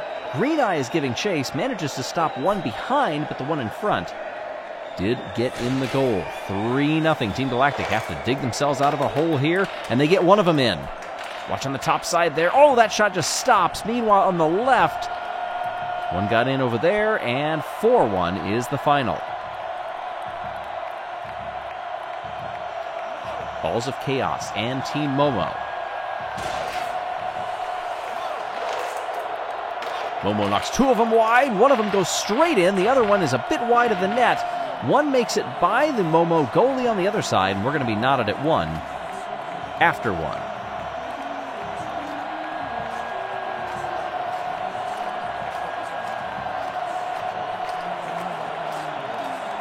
Final period. In group stage, do not have an overtime. Quick shot goes in for Momo. Watch on the left side, one of them's heading to the goal and makes it in. Oh, but on the right side, just as I mentioned that, look at on the top part of your screen down the right here. That shot chasing over and rolling in around the corner, just makes it. And so for Group B, Crazy Cat's Eyes and Team Momo are moving on. Galactic and Balls of Chaos with just 3 points apiece. They do not make it out of the group stage. Group C, Savage Speeders and the Snowballs. Lots of defenders for the Speeders. One of them on the offensive zone gets a shot past the Snowballs goalie. Snowballs just could not get their shots in order. Look at how many of those ball bearings are still sitting out on the course here. Lots of shots left undone. Oh, good save by the goalie on the right side there for the Speeders. On the left side, watch that ball bearing on the top immediately streaking in and ushered into the net. It's a 2-1 victory for Savage Speeders.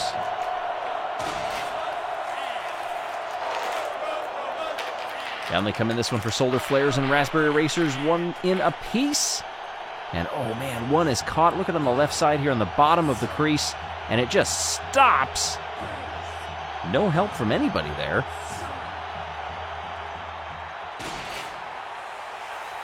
Second run, tied at 1 apiece. Quick shot goes in there for the Raspberry Racers. We're watching over on the far side, and another one goes. Solar Flares actually ended up defending one of their own shots on the Raspberry Racers' end of the ice. We are in Group C, watching the Speeders and the Racers. Two of them are going to get in on the right side there for the Speeders. They only sent one marble down there. Raspberry Racers only sent one on the defense. See if they switch up that strategy this time here in the second period. Going back there, the Speeders, very offensive-minded. They send a lot of marbles down there, and it pays off. Look at 3 of them breaking that direction. Perhaps a bit reactionary by the Raspberry Racers, who might have expected the opposite to be the case. Snowballs and Solar Flares coming out now. One in apiece. Look at the second shot going wide on the right side. One sneaks in through a team of marbles down there. The goalie was just able to get a hand on it for the Snowballs, but it wasn't enough. That one came in, and then in between 2 or 3 marbles, that second shot crossed the line. 2-1 Solar Flares in the lead. One shot goes straight past the goalie. Watch it on the top side there. It's going to stay. Another one goes in, meanwhile, on the right. And it will be 3-1 Solar Flares. Savage Speeders and the Flares now meeting head-to-head. Speeders might have just gotten down to the ice first, and it pays off with a shot. 2 of them go in. And with 3 defenders sitting in their own net, look at how quickly they got down to that back line, the Savage Speeders defenders, and that paid off.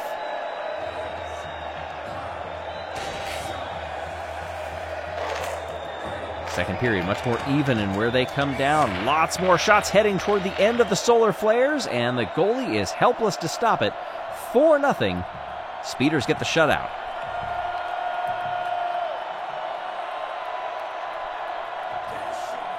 Getting toward the end here of Group C. Snowballs, Raspberry Racers meeting head-to-head at center ice. Snowballs are going to score 2. And watch that on the left side, creeping down toward the goal. And I'm not sure it made it. 2-0 in period number 1 for the Snowballs. Switching around Raspberry Racers. Racers are sending defenders back, but they can't stop one shot from getting in. Meanwhile, Snowballs, they give up a goal, but they're not too concerned with that. 3-1, our final.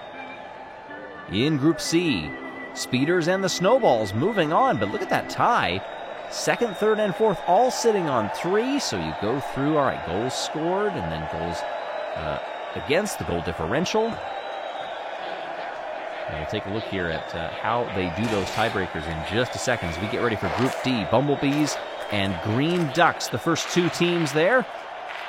Oh, flirting with that goal line. Oh, so close. Green Ducks shot almost goes in. Look at that. Can't get it done. Other teams in this one, by the way, Chocolatiers and the Jungle Jumpers. They will be coming up next. Quick shot in for the Green Ducks on the right side. Another one goes. Defense again on that left side. Look at the Ducks sending 3 defenders down there. And they will get the win, 2-1.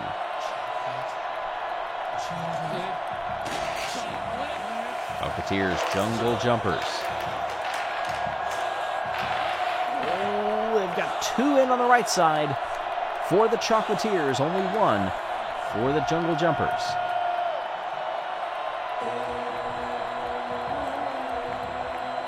Second half. Quick shot goes in for the Chocolatiers. Jungle Jumpers, they're going to be even. Watch on the right side. One sneaks in. The other one is a good shot that actually ricochets off of a Jungle Jumper and goes in. So that one is going to be a draw.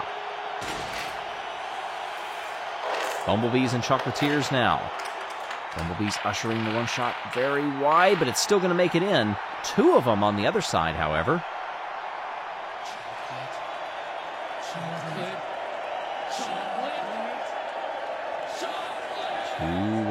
In the first period. Bumblebees, Chocolatiers dropping down once more. Quick shot goes on a slapper past the goalie who saves one, but lets in another one. Bumblebees goalie overwhelmed. Chocolatiers will get the win.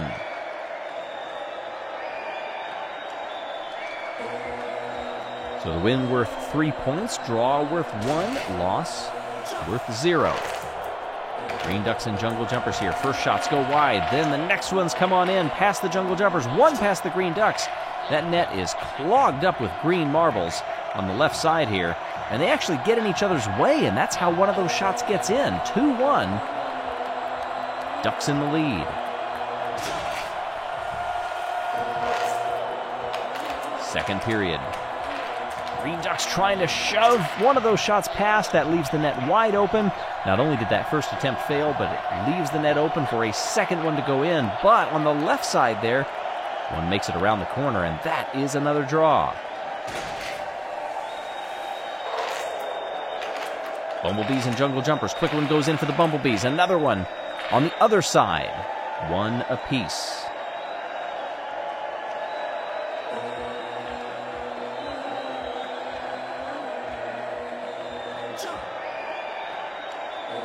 Jungle Jumpers and the Bumblebees. And down once again. Quick shot past the goalie of the Bumblebees. On the left side, one of them also gets in. And that topside shot, just sitting on that back goal line, stays there.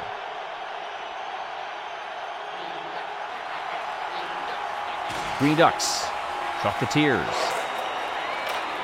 Another quick shot coming in. Watch on the left side, 2 of them. And we are knotted once again.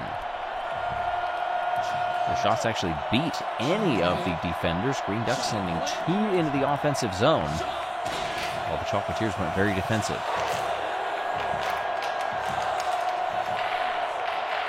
Green Ducks goalie stops one, cannot stop the other. Chocolatiers make it through 3-2 in this one. All right, so Chocolatiers and the Green Ducks advance. The teams that were eliminated in round 1, by the way, are ranked first by most group points and then the highest goal delta, and then finally, most goals scored, if you're wondering how they will be ranked. And there you see, 9th through 16th. But starting next round, when we get into the knockouts, Overtimes are possible. Jelle's Marble Runs is excited to announce our toy brand. You can now get our Skyway Chase Marble Run set and have team races with our Collector Series marbles or our individual sets of 10 marbles. Shop on our website now. Want to give a shout out to Santa's Squad, which was the team that matched up against the Minty Maniacs at the beginning there.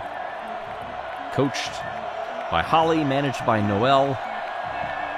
Teammates Angel, Bauble, Carol, Dazzle, and Elfin. Gliding Glaciers and the Snowballs now in the first of our quarterfinals. And the Glaciers get one, but right at the end. Snowballs sneak in. Look at the shot on the top side there. Oh, they sent one in. Did the Snowballs. Perfect timing. And let's see if we can break this tie here in period number 2. Quick one goes past the goalie of the Gliding Glaciers, but watch on the left side, another one goes in. We've got 2 on the right side. That first one, and then watch at the end there. It angles, and a quick line past the defense. Crazy Cat's Eyes and Green Ducks now. Now that we're in the elimination rounds, things will pick up quickly. 1-0 for the Cats. Ooh, hard contact there, right at the net for the Green Ducks.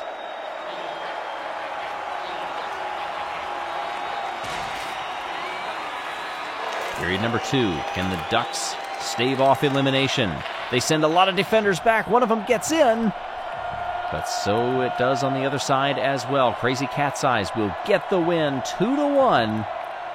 The Ducks really put a lot in there. They were able to keep one of those shots out. Savage Speeders and the Blackjacks in quarterfinal 3.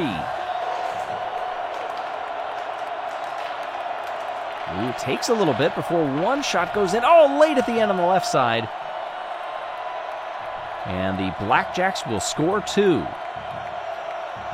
There's one. The other one just gets in right at the end there before that replay cut off. Second half, Savage Speeders down a goal. What can they do, and what do they do? Offense versus defense. They get one in. Watch that ball bearing on the near side. No, it's going to stay on the right side there. Ooh, very close. The Speeders almost got a win out of that one. And then, right at the end here, the Blackjacks almost got a win. Oh, didn't see the full replay there, but that ball bearing on the near side was working its way up. Now we're in overtime. First team to go ahead at the end of this round wins, and it will be the Speeders. Quick shot, and then look at the defense there from the Blackjacks keeping that second one out, but it was already too late. Chocolatiers and Team Momo. Quick shot in for the Chocolatiers. Another one is sent away on the left side there through a mix of marbles. One shot goes. Tied after period number 1.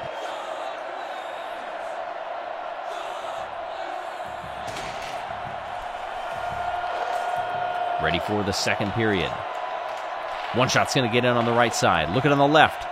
Ball bearing creeping its way down, but it stops. One made it in on each side. We are tied at 2, and to overtime we go. Momo and the Chocolatiers once again. Early, quick shot by the Chocolatiers, but it's answered on the other side. No other movement, and we are headed to a second overtime. Team Momo sitting 10th in the standings. Chocolatiers sitting 8th. Both of them would love to advance and collect more points. Waiting. Good defense on the right side there. Left side. Chocolatiers will get the win. Watch this great defense on the right there. Just keeping that one moving along the boards. And meanwhile on the left, could not stop it. So from 5th to 8th, it's Momo, Blackjacks, Gliding Glaciers, and Green Ducks. We're also looking at number of overtimes once you get too deep into here.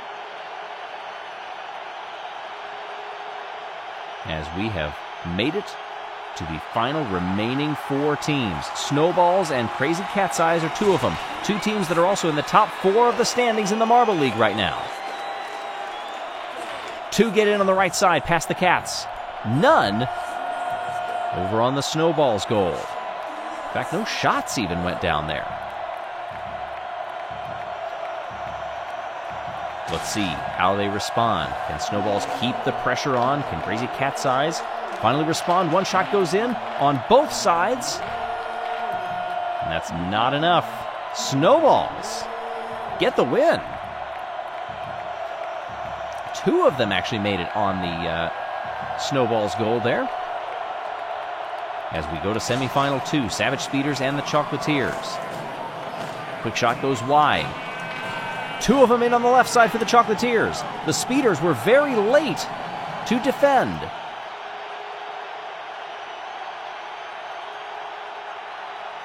All right, need a big second half for the Savage Speeders. Chocolatiers, they are content with what they've been doing.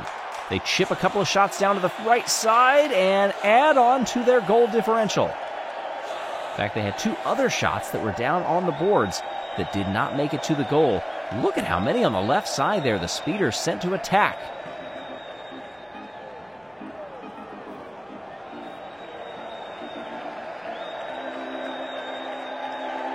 Send out the Zamboni, clean off that ice because we are about to make it to the medal rounds. We start with the third place match. Crazy Cat's Eyes and the Savage Speeders. Speeders are in 11th, by the way, in the Marble League right now. Crazy Cat's Eyes get one in, but then are slow to respond on the other side. Two laser beam shots go right through 3 or 4 of the Cats, and it's 2-1 Speeders after the first period. Second period ready to go. I'm waiting for the shots to roll through, and they add to the total. The Speeders have captured bronze over Crazy Cat's Eyes. That is the Speeders' second medal of these games.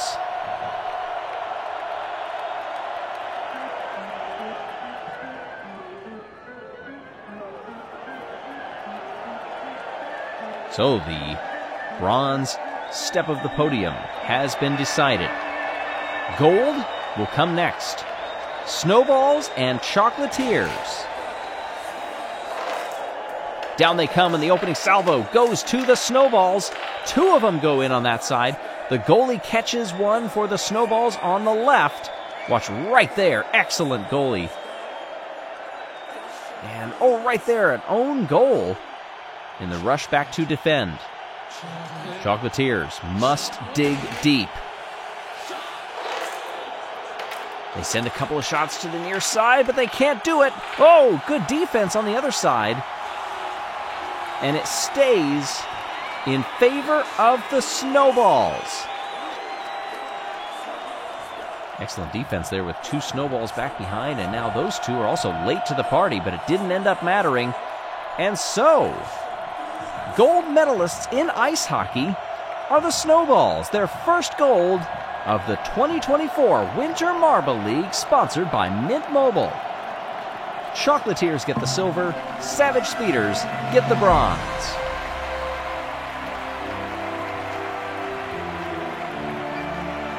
Well, this is rather pertinent for the Snowballs because in addition to the most valuable marble award that we usually do in the Marble League, there's also awards for Best Captain and Best Coach. And for Captain, that is the sum of all team events for the team. And there's only one team event left. So as a result, Snowy, who is the captain of the Snowballs, is holding the lead of the Best Captain Award. We'll see where that falls in the final team event. Who do you think is going to be most valuable marble? Or what about Best Coach, which is the sum of all of the events? May not necessarily be the winning team. We'll have to see. And so, after all of this, a long event where you weren't really sure where to look, your eyes darting back and forth, maybe take a break because up next we are ratcheting up the intensity once more for ice bowling.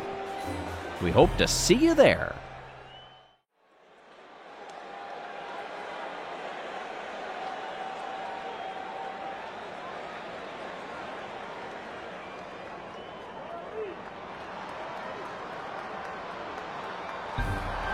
Normally, when you think of bowling, you think of the swanky lounges, the shoes, and the well-polished floors.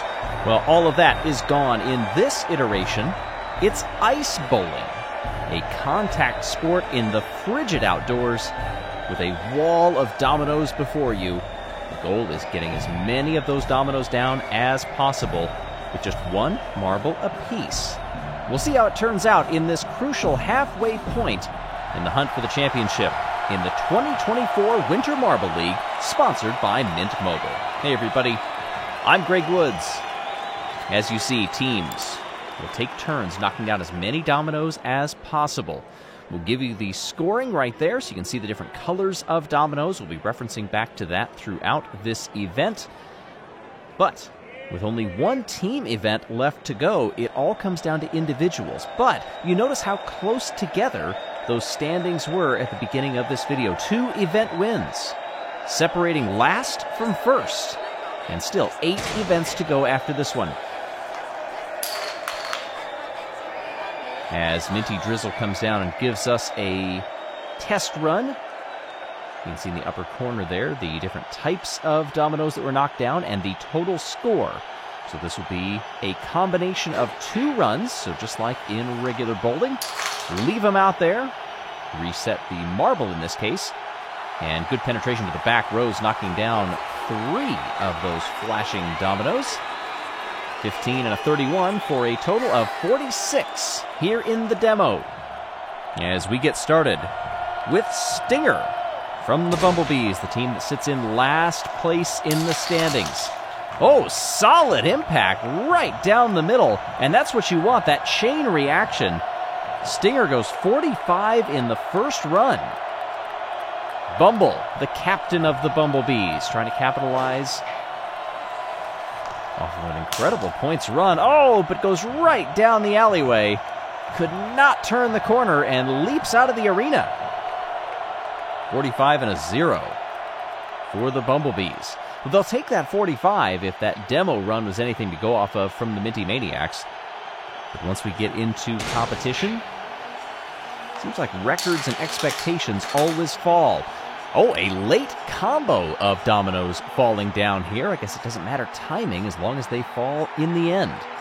41 on the first roll for the captain of the Hazers. It appears we're going in reverse standings. Hazers second to last team and does the exact same thing that we just saw of the Bumblebees. Could not get it turned, and Cloudy nets a goose egg. Bumblebees stay on top with 45. Ember from the Solar Flares, silver medalists, back in the halfpipe. You see a bit more angle to attack the left side of the field of dominoes there. 3 flashing, 3 teal. So the flashings, LED dominoes, those are worth 5 points each. Teal is worth 3. Those cyan ones are 2. You don't want to knock down the reds. That will take away points. And a 24 for Radiance here, and that's more like it.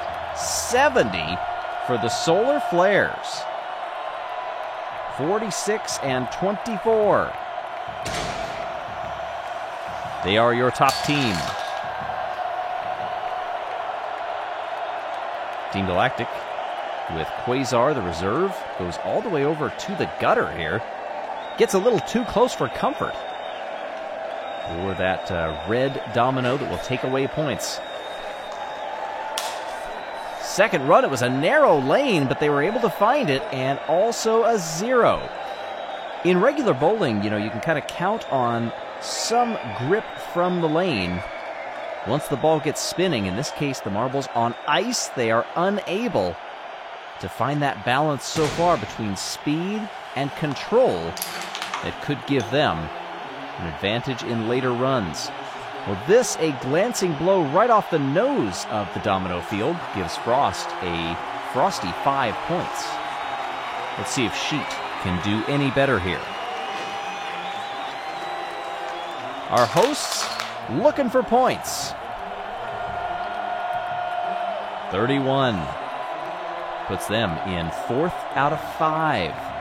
Gliding Glaciers have had a lot of fun setting up these events, but paradoxically, they haven't always been to their liking. Raspberry Racers coming down now. Oh, an excellent run of dominoes that spread outward from the center. They glanced that red, but did not knock it down. Watch on the top side of your screen there on the right. Moved it, but it did not fall. A 50 in the first run for Raspberry Racers. They need just 20 here to tie for the lead, and they go right down the pipe. Nada for Razi. Well, it doesn't stop them from chanting because that 50 is still good enough for second place behind the Solar Flares. Clutter for Balls of Chaos. One of those teams that is yet to medal so far. In fact, they are the highest ranked team not to medal, and they'll start off with a 54.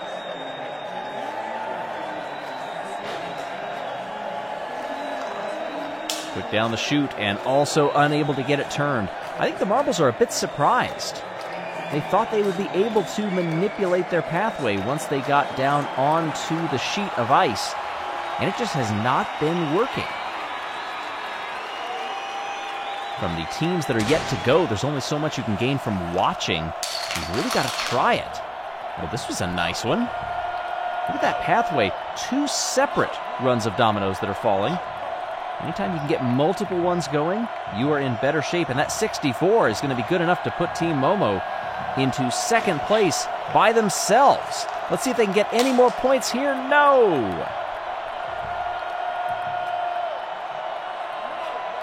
And so the 64 will stay. And they move into second place. After 8 runs, Solar Flares and Team Momo, Balls of Chaos, Raspberry Racers, Bumblebees, Hazers, Gliding Glaciers, and Team Galactic. The blocks are reset down on the ice. The Mint Mobile marbles are checking to make sure everything is lined up and square as it needs to be. Ready for the Wolfpack now here in run number 9. Initial impact yielded 1 run of dominoes going down, but little else for Remus. Sirius for the Wolfpack. Also a team that has 1 silver medal. There's several of those in the field today. Tries again, and that's a much better result on the second attempt. 43, and that goes to 63. Oh, 1 point short of Momo in second place. But it moves the Wolfpack into tentative bronze medal position. Savage Speeders ended up ricocheting down to the near side, missed internal impacts in the domino field, instead went around. Might have been a faster pathway for the Speeders, but not the most strategic. Oh, second run here is a lot better. 36 points. Added to the first run of 26 goes 62. That's 1 point short of the run that we just saw. So they are 1 spot off of the podium. Spade for the Blackjacks. Silver medalists back in the bobsled. Goes for 38 in run 1. Club surveys the field. Tries to get to the side and does. Chip down a few more. 25. That puts them up into third spot at 63 points as well. Blackjacks are in the bronze position for now. Competition is heating up the farther we get into this, even though it is mighty chilly out here today.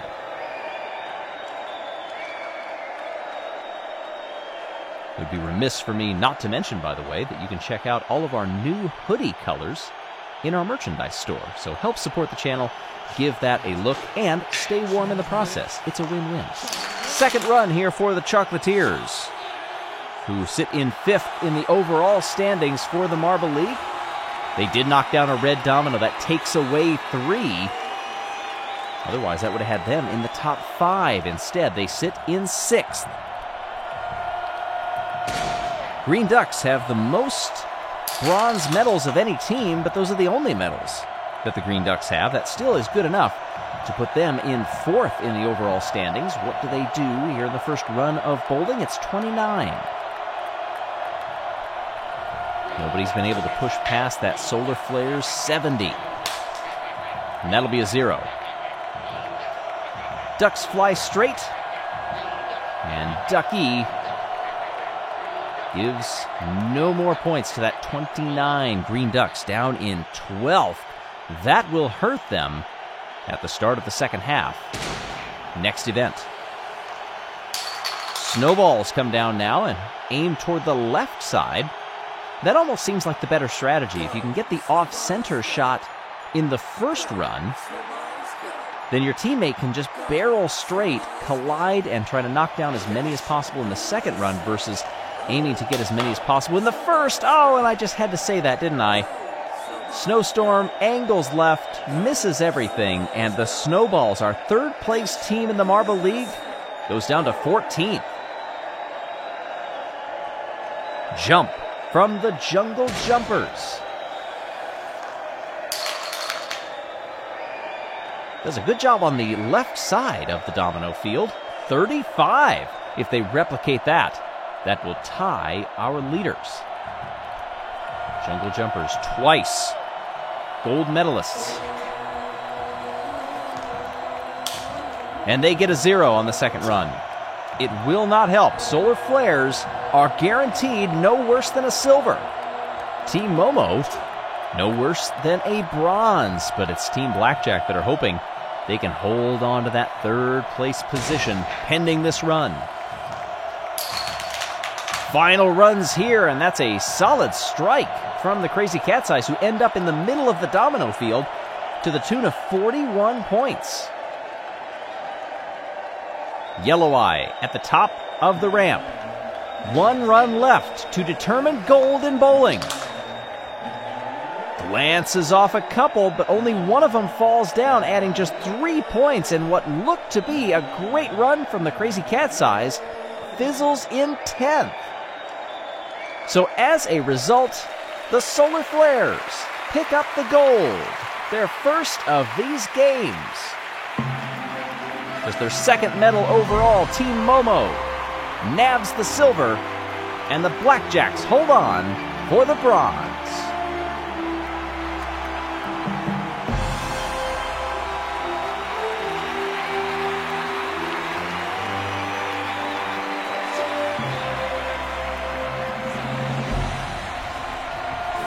The Solar Flares absolutely needed that. They are sitting in 14th in the overall standings with just 37 points and 1 silver medal. They are the lowest ranked team to have gotten a single medal in these games. Well, now they should be moving up the standings. Let's see where they go. Watch them at the bottom there. 14, they move up to 12th. Okay, it's something.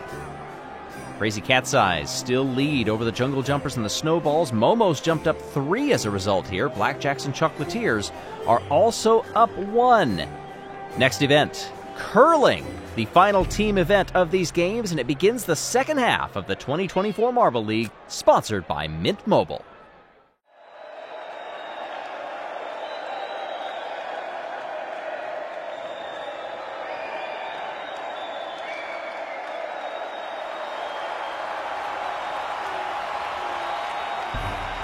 This is one event that the Gliding Glaciers are most excited to host. It kind of literally defines who they are. Rocks gliding across a pebbled sheet of ice. This is, of course, curling. Hey, everybody.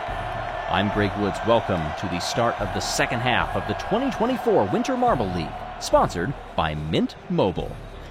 We are back in this bonspiel for curling. In this iteration of the event, you will see the marbles slide down across the ice, give the appropriate curl if they want it, and land somewhere down the rings that are known as the house. That one, a safe shot off to the left side in the 1-point ring. There you can see the scoring in the upper left. Santa's squad taking a much more direct line through the inner part of the house. That red ring is worth 3. They did not land on the button, however. And that is worth 5. Minty Maniacs, they put down a guard out there. Second shot for Santa's squad here in the second end. They also put a guard on the other side. Now it's up to the Minty Maniacs. Let's see if they can create some collisions. Oh, they bump and get right there in the center, but with that one sitting in the white ring, it's currently a 2-1 match. Third end.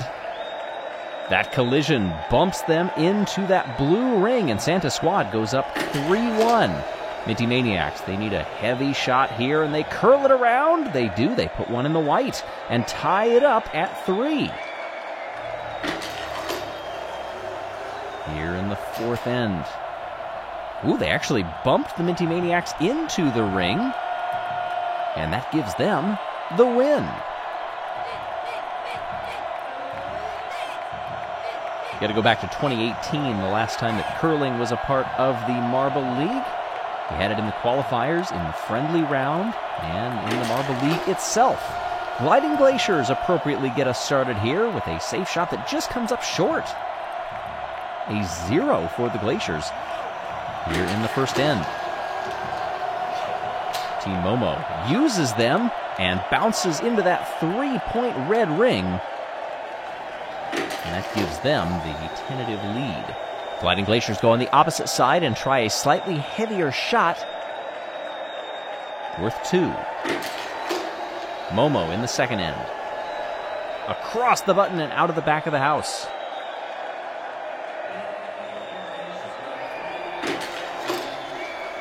Gliding Glaciers starting off the third end with a solid shot, but open to ricochets right now.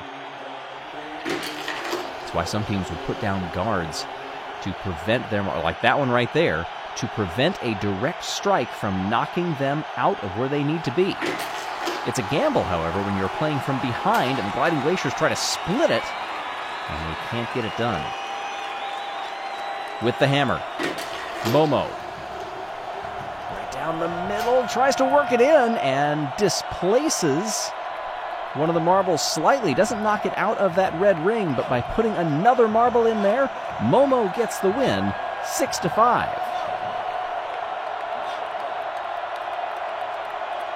Team Momo never medaled, but they were silver medalists, kind of, in 2018 when they were Team Mo-Mary. Oh, this one goes well awry. The snowballs actually jump off of the curling stone when they get to the edge. Solar flares, high guard. And you will see marbles in curling sometimes do that, setting up later shots and kind of forcing teams to choose one side of the ice. Snowballs with a glancing blow to begin the second end. Now solar flares move in for a 2-pointer in that white ring. Snowballs right down the center line. Glance and land on the button. That's 5. A lot of shots to go, though. Can they stay there? Solar flares, are they going to immediately try to displace them? Yes, they do. And knock the snowballs out into the 3-point ring. How do the snowballs respond? That high guard doing its job. Especially the early shots in curling, you are trying to figure out the complexion of the ice. How is it behaving? In this case, it worked out pretty well for the solar flares. That was a key moment. Followed up the next shot with an expertly delivered throw. Solar flares get the win, 5-3 in Heat 2. Savage Speeders and the Blackjacks getting us started here. For the Savage Speeders, we neglected to mention who some of these runners are. That was Speedy, by the way. Hart gets things open for the Blackjacks here in the first end, and it's 2-1.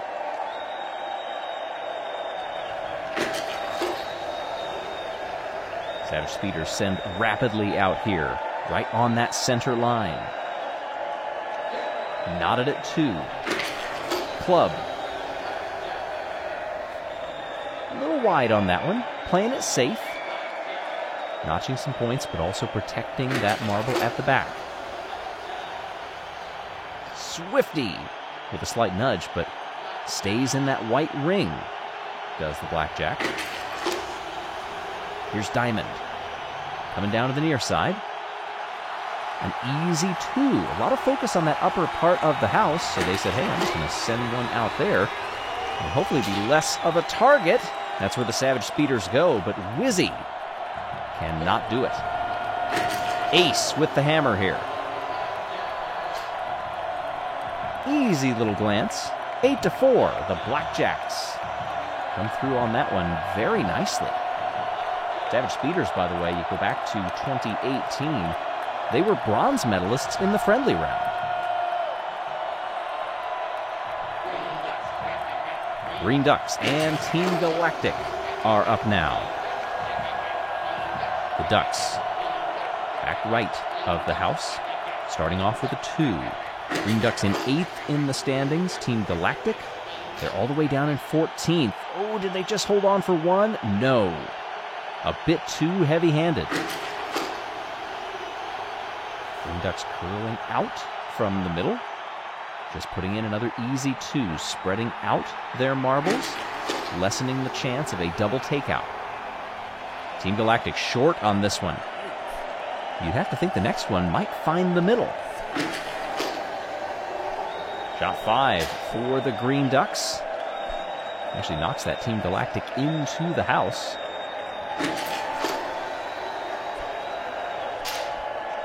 At the end of the third end, 5-2, the Ducks are leading with Quacky, the final throw. Green Ducks can't get there. Let's see what Pulsar can do. That was used perhaps as a guard more than anything. Pulsar goaded into trying to get a combo, and it didn't work. Team Galactic goes down 5-2. We mentioned the team lineups, by the way. The team is free to choose any lineup they want, and it will change. Well, we think it will change. It can change from one round to the next. You don't have to use the same 4 marbles every single time. Perhaps there could be some strategy there, seeing which marbles have a better command of the ice in these opening rounds versus later on. Bumble and Bonbon both unable to find the house here. Heading into the second end, we got a point on the board. Bumblebees, that was Stinger. Now watching Mocha, sliding right in that same direction. Barely any contact between them. They're safe in the 1 ring. Honey, heading straight there and knocks a teammate right out. I think got that throw just a bit wrong. Ends up over-curling back to the right. Trying to catch that outer ring. And can't do it. Coco just off. Hive now, looking to the near side. Too far.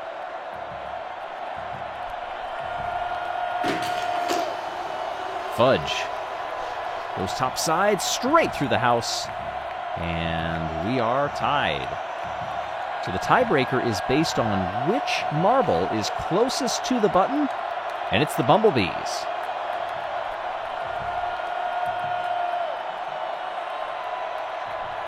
Hazers and the Wolfpack. Ooh, that had a lot of speed. Foggy just shoots right through it. Here's Balto. Wolfpack in the middle of the pack, 9th in the overall standings right now. Hazers are dead last. 1 apiece. Remus finds 2 points in that white ring. What can Cloudy do? A lot of speed here. Oh, and missed hitting on the nose and instead knocks out a teammate. Sirius much closer to the center line. A safe 1 up top. guarding that button, making sure that if the Hazers want to get there, they're going to have to curl around or get a ricochet, and they go right past it and do end up in the blue ring for 1 point. Wolfpack still hold the 4-2 lead. Playing it safe here, absolutely. Wolfpack didn't even want to get that one close, and they maintain the 4-2 lead and win the heat.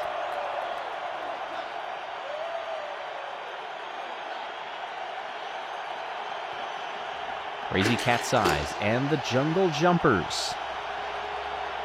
Cats go straight on through. They were bronze medalists in one of the groups in the qualifiers back in 2018 in curling. Jungle Jumpers. This is kind of a new opportunity for the Jungle Jumpers. They were not in the Marble League the last time we had this. They were in the qualifiers, however, and got 4th in their group. Still scoreless. Go back to those qualifiers in 2018. They got a 4-1 win, did the Jungle Jumpers over the Cobalts in round 1, and then lost 2-0 to the Midnight Wisps. And they are in the lead right now, 1-0. Crazy Cat's Eyes trying to catch that outer ring. That is so close. But I don't think they got it. Jungle Jumpers trying to catch that bottom ring down to the near side. Also a bit too far. Crazy Cat's Eyes have another opportunity, and this one's short. This one's well short. What happened there? Jungle Jumpers just need to throw this one safe, and they will get the win. Woo. All right. Expertly done there, too. 3-0. Jungle Jumpers win the heat.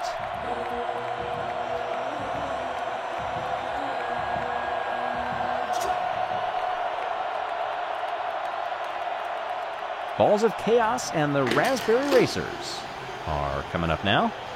Here in Heat 8. Balls of Chaos 10th in the overall standings. Raspberry Racers right below them in 11th.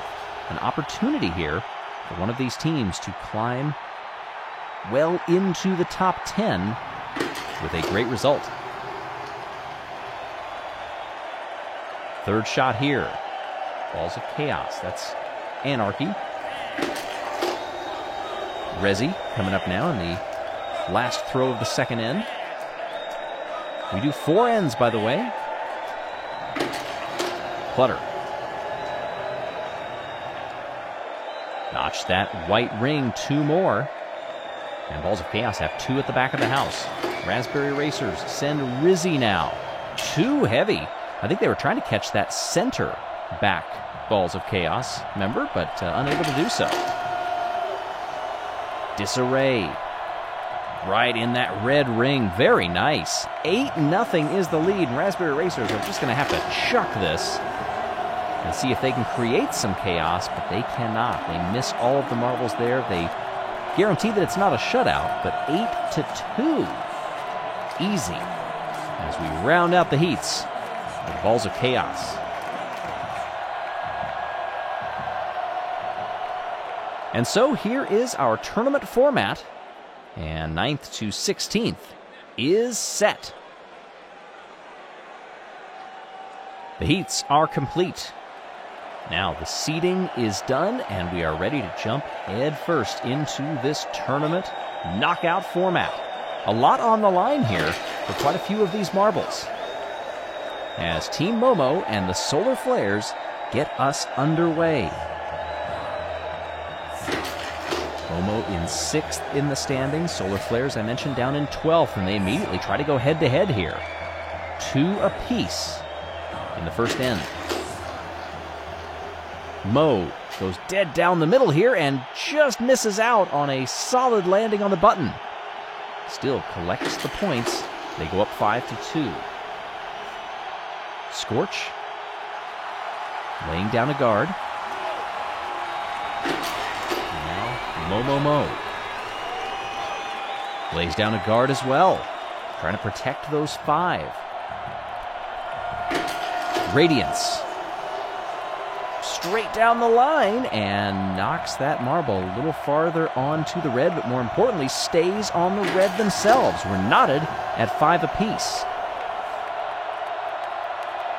Might have been a missed shot there. I'm not sure the utility of that particular placement. Ember with the hammer.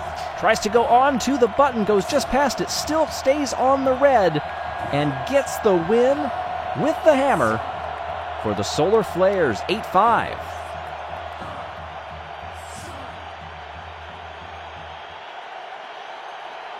Blackjacks and Green Ducks. We start things off with Hart. Back left of the white 2-point ring. Green Ducks try to curl it toward the center. Just off. They stay in the 2-point ring as well. This is Club going into the 1, giving Blackjacks the lead. Billy moving outward, trying to knock that marble from the house, but can't do it. Instead, ends up beyond in the 0. Big miss there for the Green Ducks. What can the Blackjacks do? They add on to their lead.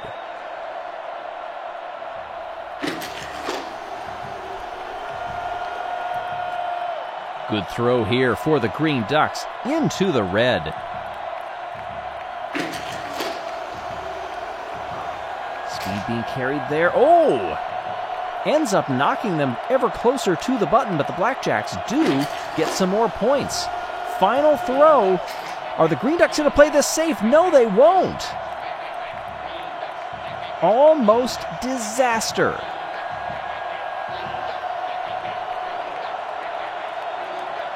Green Ducks finish 7-6.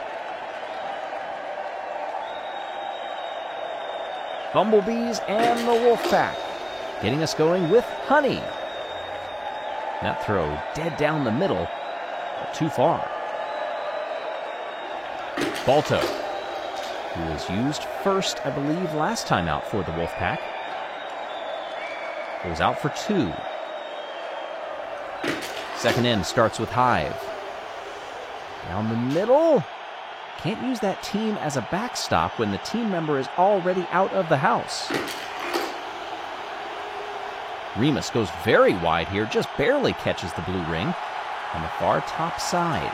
Just a safe 1-point throw there. Not very aggressive, however.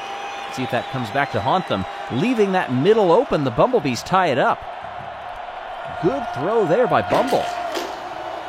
Here's Sirius. What kind of response do they have? Only one more, but it's enough to give them the lead. But still, that middle is wide open. Stinger. Final throw there. Oh, collects teammate. And still gets some points between the two of them. 5-4. Wolfpack with the hammer. Can they get it? Yes! That bottom near side of the sheet, I should say, was wide open. And they decided, let's collect the points. Fenrir delivered. On to quarterfinal number 4. The Jumpers and Chaos. 2 points in the dead center, back of the house. Start things off for Jump. Now it's Tumult. Just positioning that marble right in front. Strategy there, because if there's a head-on collision, you've got that marble right behind you to take most of that energy rather than you being whipped out of the house. Jungle Jumpers go wide on that throw. Take the lead 3-2. Good response by Balls of Chaos. Now they go up 4-3. This is Leap for the Jungle Jumpers. Safe 1 to tie it. I know they do not have the hammer here. Watching what Clutter does. Also going to that top side of the ice and trying to go for that inner ring. Instead, settles on the 2. 6-4. Nice glance there, and exactly what I talked about earlier, where that impact falls. Well, your marble is safe. Big throw here for Balls of Chaos, and it secures the win. 8-5.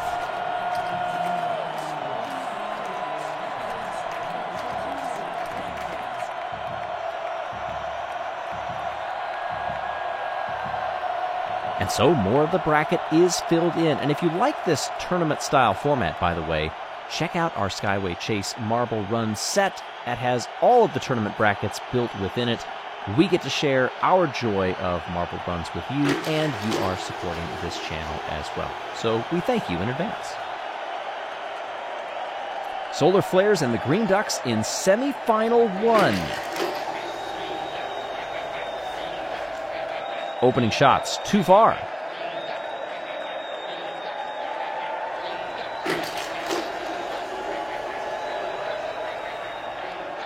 There we get a 2 from the Solar Flares. That is Scorch. Mallard. Following a similar line and a similar result. We're all tied up. Radiance looks to the lower part of the house, and oh, that is so close. They're going to call it a 2. Same thing there. Wow, these teams are mirroring each other on those shots. Right on the edge of that 3-point ring, but it is scored a 2 for both. Now right down the middle, collisions for the Solar Flares. They are able to increase their point total by 1. Green Ducks. They also try to get the multiple ricochet, and it is enough. 6-5. Green Ducks are moving on to the final.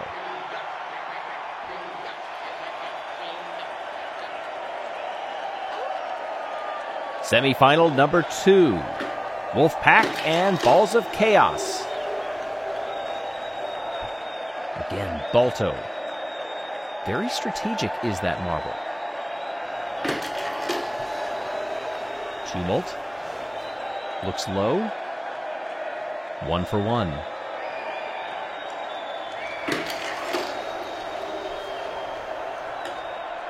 Here's Remus. Just left of center in that 2-point white ring. And the button is worth 5. Red ring 3, white ring 2, and the blue ring 1.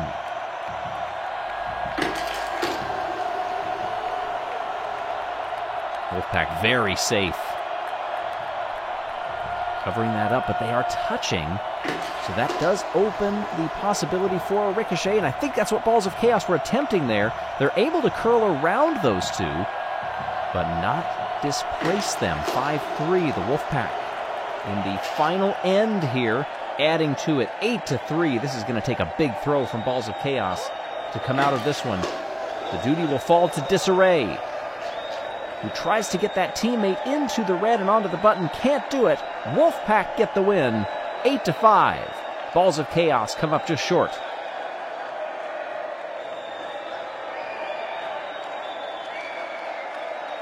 And so, our final has been determined.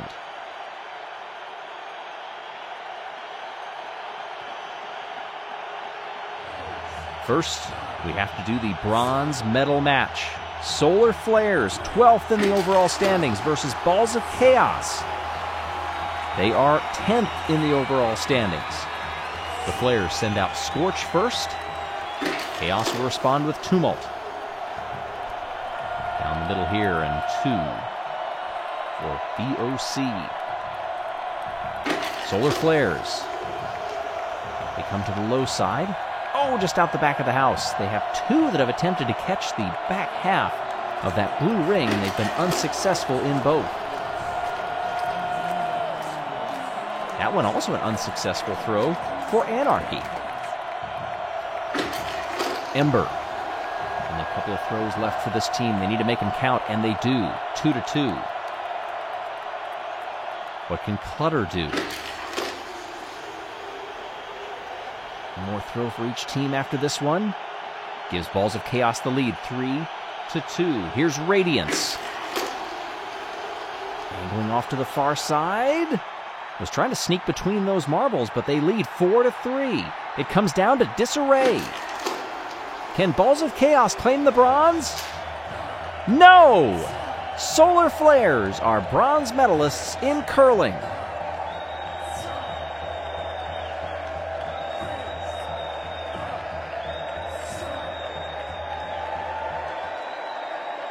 Wouldn't think of Solar anything doing well on frozen ice, heat and the cold, but boy, they made it work. Well done to the Solar Flares. And now we are on to the final. Green Ducks versus Wolfpack. Ducks begin with a 3 in the back of the center red ring. Wacky gives way to Balto, who goes wide. Big mistake there for the Wolfpack, and they've not made many of those. Ducky lances off. Oh, puts both of them into the 2. It does increase their total 4-0. But it's dangerous at the back there. Wolfpack need to carry some speed and try to knock those Green Ducks out. That is what they try, but they couldn't do it. 4-2. Here's Mallard. Well done. Beautiful shot. Knocks the Wolfpack back out into the 1-point ring and gives the Green Ducks a 5-point lead with 2 throws to go after this one. It'll be 6-2. Billy with the final throw for the Green Ducks. Trying to get gold, and they go right through the house. Is the door open for a combo? Fenrir tries to carry speed, misses. The Green Ducks have 1 gold in curling, their first gold of these games.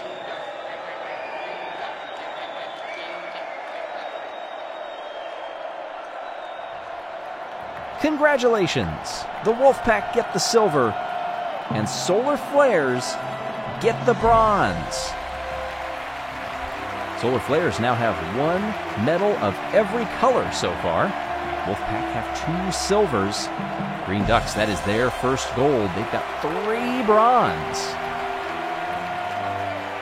Also, with this being the final team event of these games, that means we get to crown a Best Captain Award.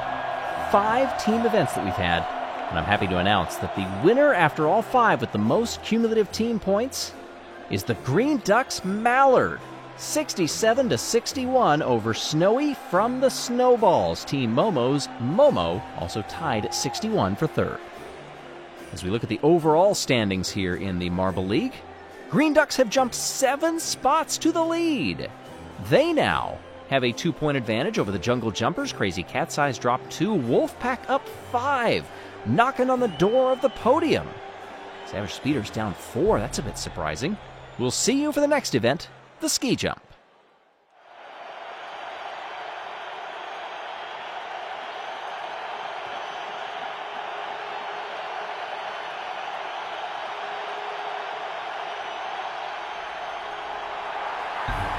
If you've been watching the first 9 events of this 2024 Winter Marble League and been aching for a bit more daring do, well, do I have news for you? Welcome to the ski jump. The Green Ducks, 2 points ahead of the Jungle Jumpers, who are 2 points ahead of the Crazy Cat's Eyes, who are 3 points ahead of the Wolfpack. This is a very bunched up field. Nobody will be close to you, however, when you are flying through the air to try to set the longest distance in this event with dizzying heights and a sprinkle of danger tossed in. Hey everybody, I'm Greg Woods, and if you are ready to make the jump to a new mobile provider, check out Mint Mobile, proud sponsors of the 2024 Winter Marble League. Taking a look at our overall standings as we get into this one, boy, there is still so much to play for. We're on event 10, and only 1 team has won 2 golds. That's the Jungle Jumpers, and they're not in first place. The team in 13th place, they have medaled, but they're all the way down in 13th. That's our hosts, the Gliding Glaciers. Wow, here is the very fast example run provided by the Minty Maniacs. This is a single event, an individual event. All of the team ones are done after curling. Minty Fresh goes 39.05. Let's get this actual competition underway. Starting at the bottom of the overall standings with just 45 points and no medals, it's the Hazers. See that splash down there? Comes in at 39.40. not too bad for the opening jump, at least in comparison to our example run. Here's the captain of Team Galactic. They are 4 points ahead of the Hazers, but also have not medaled. That's not necessarily a mark of being low on the standings, by the way. 9th place, Balls of Chaos, they don't have a single color of medal either. But they are at 79 points, just 20 behind 4-time medalists Green Ducks. How amazing is that? Bumblebees buzzing through the air here. It was a very low takeoff. And not too bad, 40.20.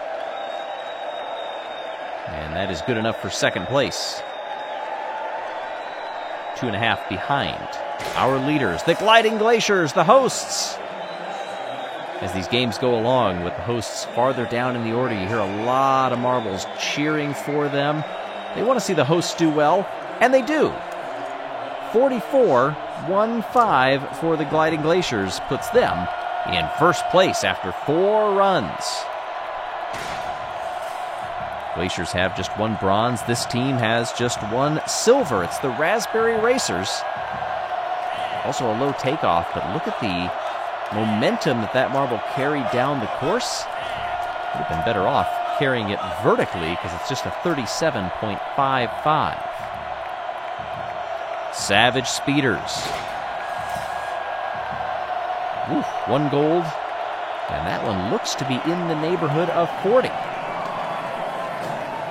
That gold, by the way, coming in the very first event, that was the Ice Dash. This one is good enough for third right now, 40.60, 3.5 back of the Gliding Glaciers. Solar Flares, our winners in ice bowling. Ember and Radiance teamed up for that, especially. But this team has set a new Marble League record. Radiance goes 50.40. That is 6 centimeters beyond the leading Gliding Glaciers. Radiance absolutely caught a beautiful jump there.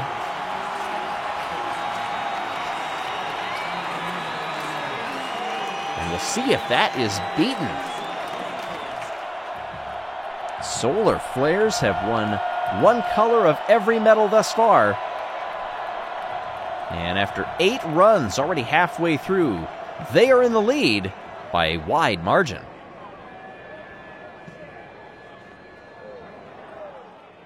Solar Flares at the top of the sheets in this jump. Gliding Glaciers, our hosts, sitting in second place. Still 8 marbles to go. Team Momo comes up now. Winners from back in the bobsled. What do they put up here? A team that is just 11 points behind the Green Ducks for the overall championship. They go to second place with their captain Momo in a 45 flat.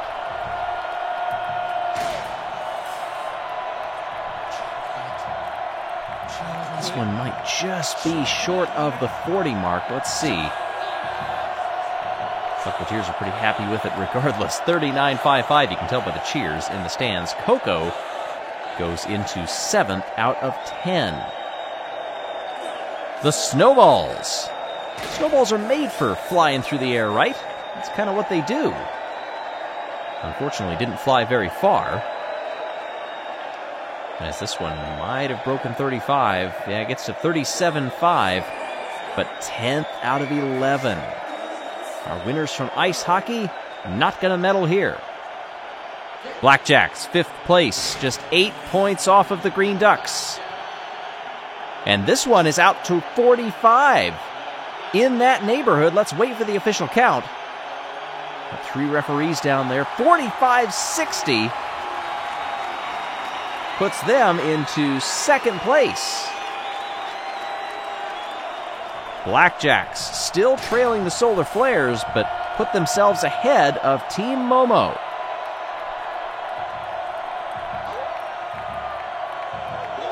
Wolfpack shoot up to third, 45.35. They also get by Team Momo. The Wolfpack just laid down a nice event. They only have 2 medals in these games. They're both silver, but that's it. Crazy Cat's Eyes just 4 points off the lead. What can they do in this particular event? Only 9th, 39.60 for Yellow Eye. That's nearly 11 centimeters behind our leaders. Jungle Jumpers coming up now. Solar Flares guaranteed a medal. Where do the Jungle Jumpers come in? 5th, 44.61. Solar Flares can finish no worse than silver. Final runner here. The Green Ducks jump goes past 40, it looked like. But this may not be good enough for a medal. No, it's only 7th. That opens the door a bit. Blackjacks have scored well. Wolfpack will stand on the podium. We'll look at Crazy Cat's Eyes. They only did okay. Jungle Jumpers did okay. So that means the standings will change around a bit as Radiance from the Solar Flares sets a Marble League record and wins gold in the ski jump.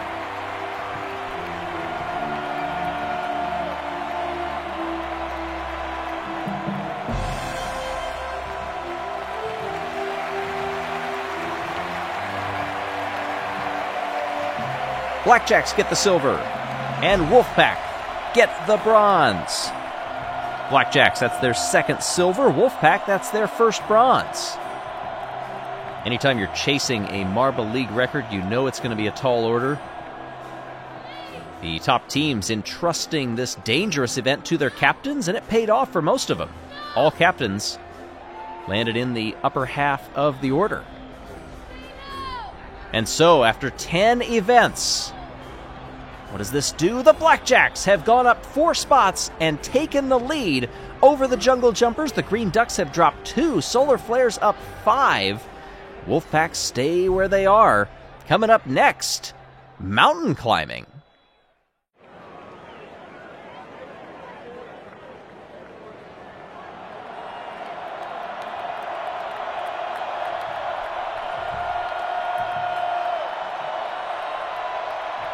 One of the best parts about a winter Marble League is the high-altitude, crisp, clean air up in the mountains. And while in the mountains, why not try to climb them?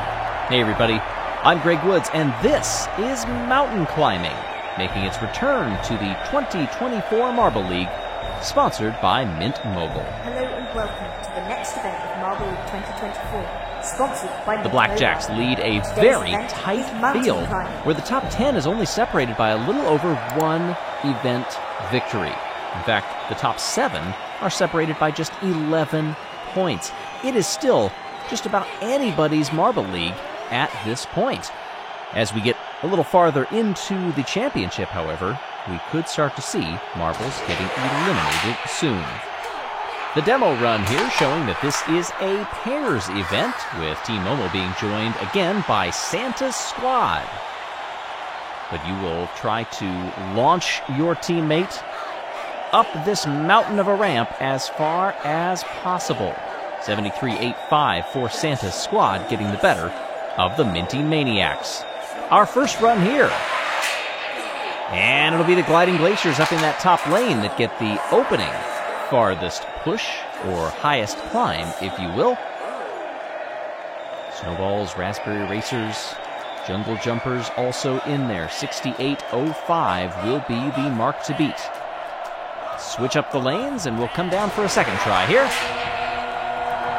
And Gliding Glaciers once again, as hosts, trying to get as many points as possible and work their way up the order. They're sitting all the way down in 12th right now. They have medaled, but they desperately want to finish inside of the top 10, if they can, by the end of Event 16. Bumblebees, Balls of Chaos, Chocolatiers, and Team Galactic out now. Whoa, Bumblebees! Again, that top lane, but this was way farther than what we saw the Gliding Glaciers do. This is going to be a new Marble League record, 78.40. That record had stood for over 2 years. And right now it goes to the Bumblebees. Purple Rockets had it back in the showdown. See if anybody can beat that. Ooh, this one is actually a good tight battle between the Chocolatiers and the Bumblebees once again. They were not able to replicate that incredible climb that we saw in Heat A. 78-4-0 is the mark to beat for the Bumblebees. Tentative standings right now: 3 clear of the Chocolatiers, 5 clear of Team Galactic. Our hosts sitting in 4th.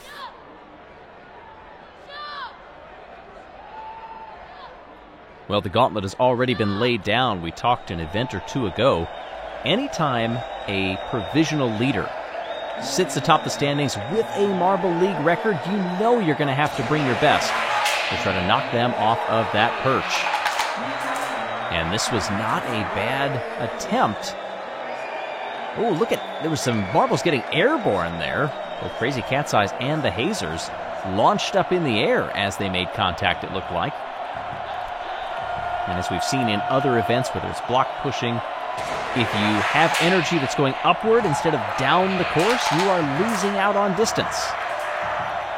Cyan making a nice push right at the end there to get a bit more separation. Close to that 75 mark. Yeah, 74-5-0. Good enough to put the Cats into 3rd. Blackjack's 5th, Wolfpack 8th, and the Hazers, ouch, down in 11th. They are toward the bottom of the standings. Well, they are the bottom of the standings in the overall championship, but toward the bottom here. And wow, nice one there for Team Momo. Watching lane 3. How high did they get? Was it past 75?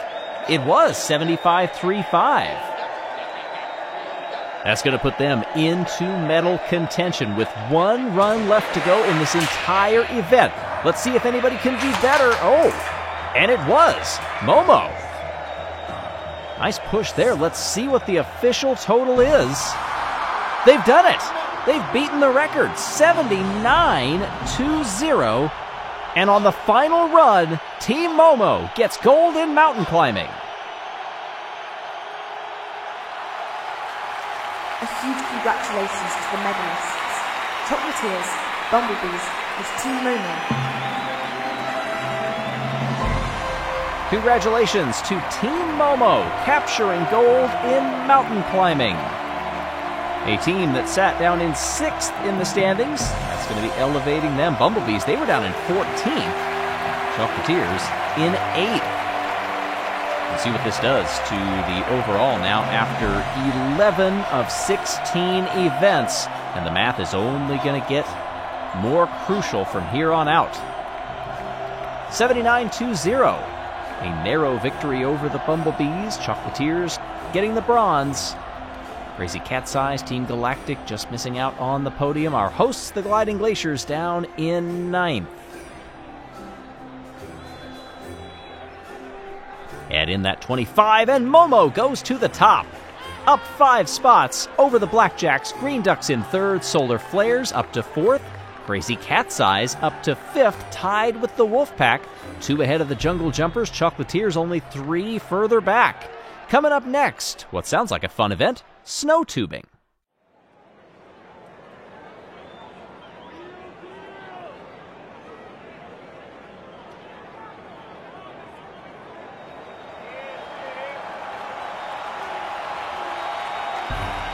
Somehow we've gotten down to the final 5 events in the 2024 Winter Marble League, sponsored by Mint Mobile. Today, it is snow tubing. And there you see our standings after 11 of 16. No, that's not Minty Maniacs up at the top. That's Team Momo. They have catapulted up after a win in mountain climbing for Momo and Mo over Bumblebees and Chocolatiers. We return to the track, reminiscent of Bobsled. That, also saw Team Momo win that one over the Blackjacks and the Gliding Glaciers. Here is a nice marble eye view, and yes, that's Jelle himself. Could not resist taking a run down this course. That's how fun this event is. But the fastest time wins as a result It is about to get intense. You can see how much Jelle enjoyed that one. And so, to do the demo run, I'll get it right this time. It's the Minty Maniacs. Minty Fresh, the captain, lined up in the center of the starting gate. This was a treacherous course in the bobsled. You can see a bit more control here. The speed is slightly different than what we saw in that event, where so much weight is careening down this course. That was a very good line heading into the Kreisel there. 11.35 is the demo run. And so to get us started is the Gliding Glaciers Iceberg. The hosts begin down this course, which they themselves had a hand in designing.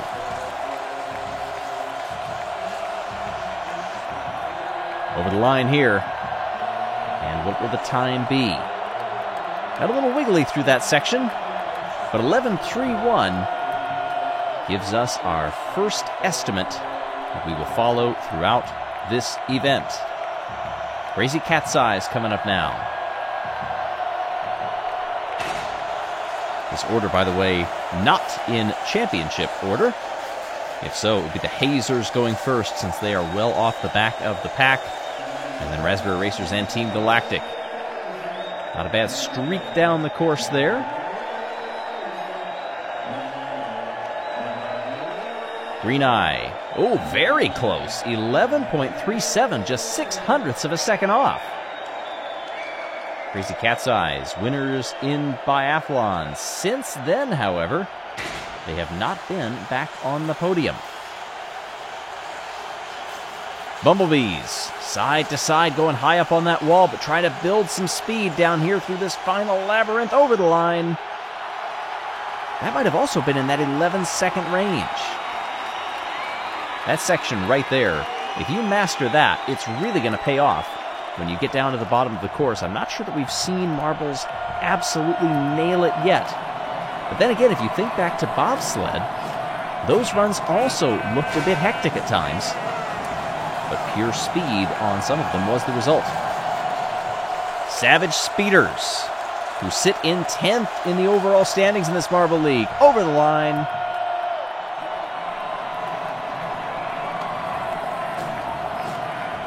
Very high there was Wizzy. This is the reserve. And that's fastest of everyone. 11.21 resets fastest time by a 10th. Savage Speeders, P1, through 4 runs. Now it's Balls of Chaos, the highest ranked team yet to medal. Looking pretty good through here. And they keep it together over the line.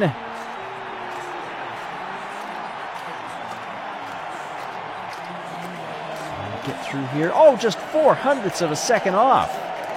That puts Balls of Chaos into second place. Here's Snowstorm for the Snowballs. Team that last medaled when they won back in ice hockey. That was event 7 of this Marble League. This is not looking the quickest, but we'll wait for the official scoring times. Notice those marbles, by the way. Oh, just 0.03 off. Snowstorm goes over Balls of Chaos and puts another frosty team toward the top of the standings in second. Here is Billy for the Green Ducks, our curling gold medalists. Getting it together here, had a brief moment up top. Now keeping it much more in the center, but is that bleeding away time? This is going to be competitive.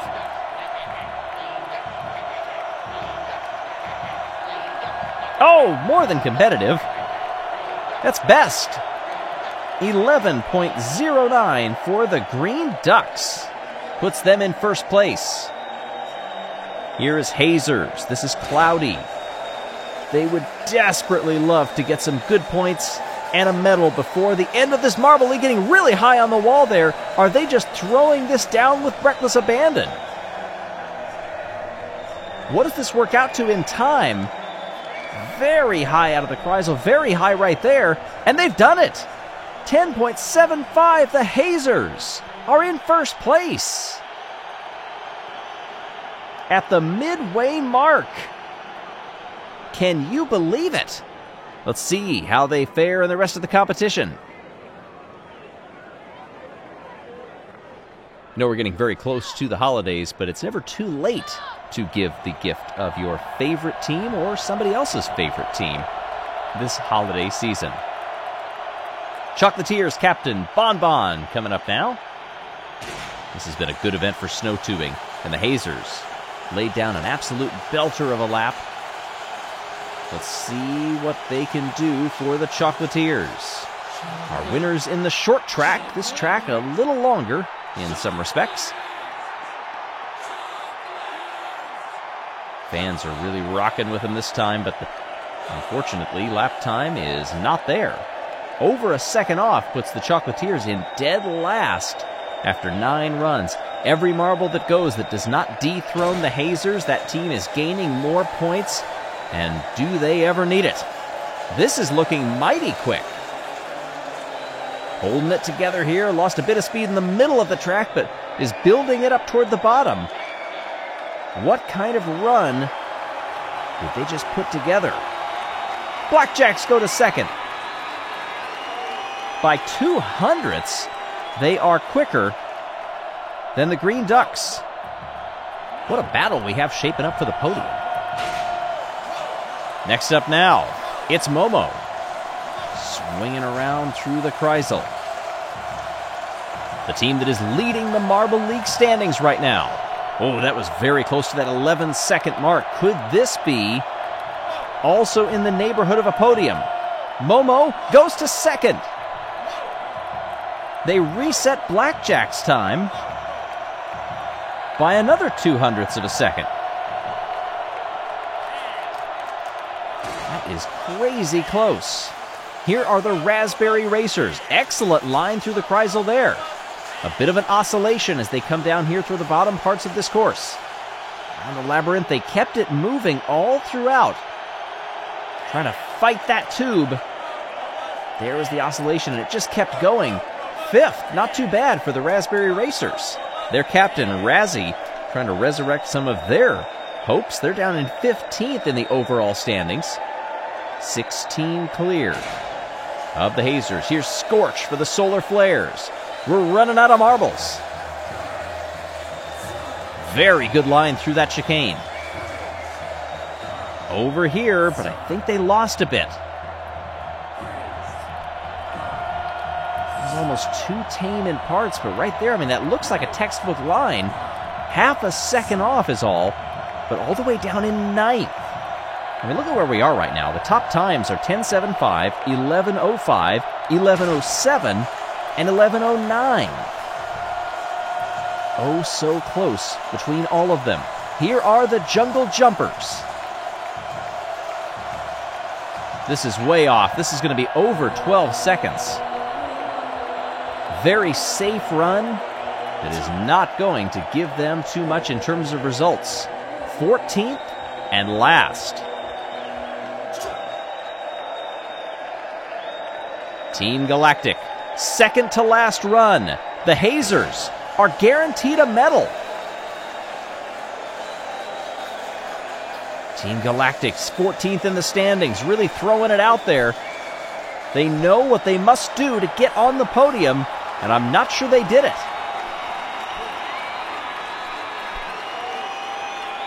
Galactic goes 12th, only 6/10ths back. The parity in this event is stunning, and the Hazers can do no worse than a silver. Here's the Wolfpack. Our final runner in the snow tube. Trying to build up that speed, but not get too out of control. A few turns left over the line. And let's see if this disrupted the order at all. Waiting for the official to come back. Sirius goes 5th. They will not medal, but the Wolfpack are happy with that run for a team that was down in 6th. Congratulations to the winners of Event 12. Blackjacks, Team Momo, and the Hazers. And so, they've done it. The Hazers are gold medalists in the snow tube. Momo once again standing on the podium with Momo and the Blackjacks also up on the podium once again in the bronze medal position.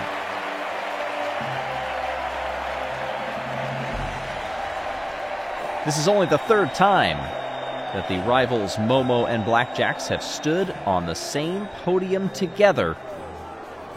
There you see the results. Look at how close that was. If you take out Jungle Jumpers, our field was separated by 1 second. That's tremendous. How do things shake up? Well, it's definitely going to be good for Momo up top. Yeah, they don't move. In fact, not many do. Only 6 teams move. The Hazers do get off of last place, and it now means there are only 2 teams that have not won a medal. Well done to the field for that stat, by the way. Momo over Blackjacks and Green Ducks with 4 events to go, and the next one is the Snow Snake.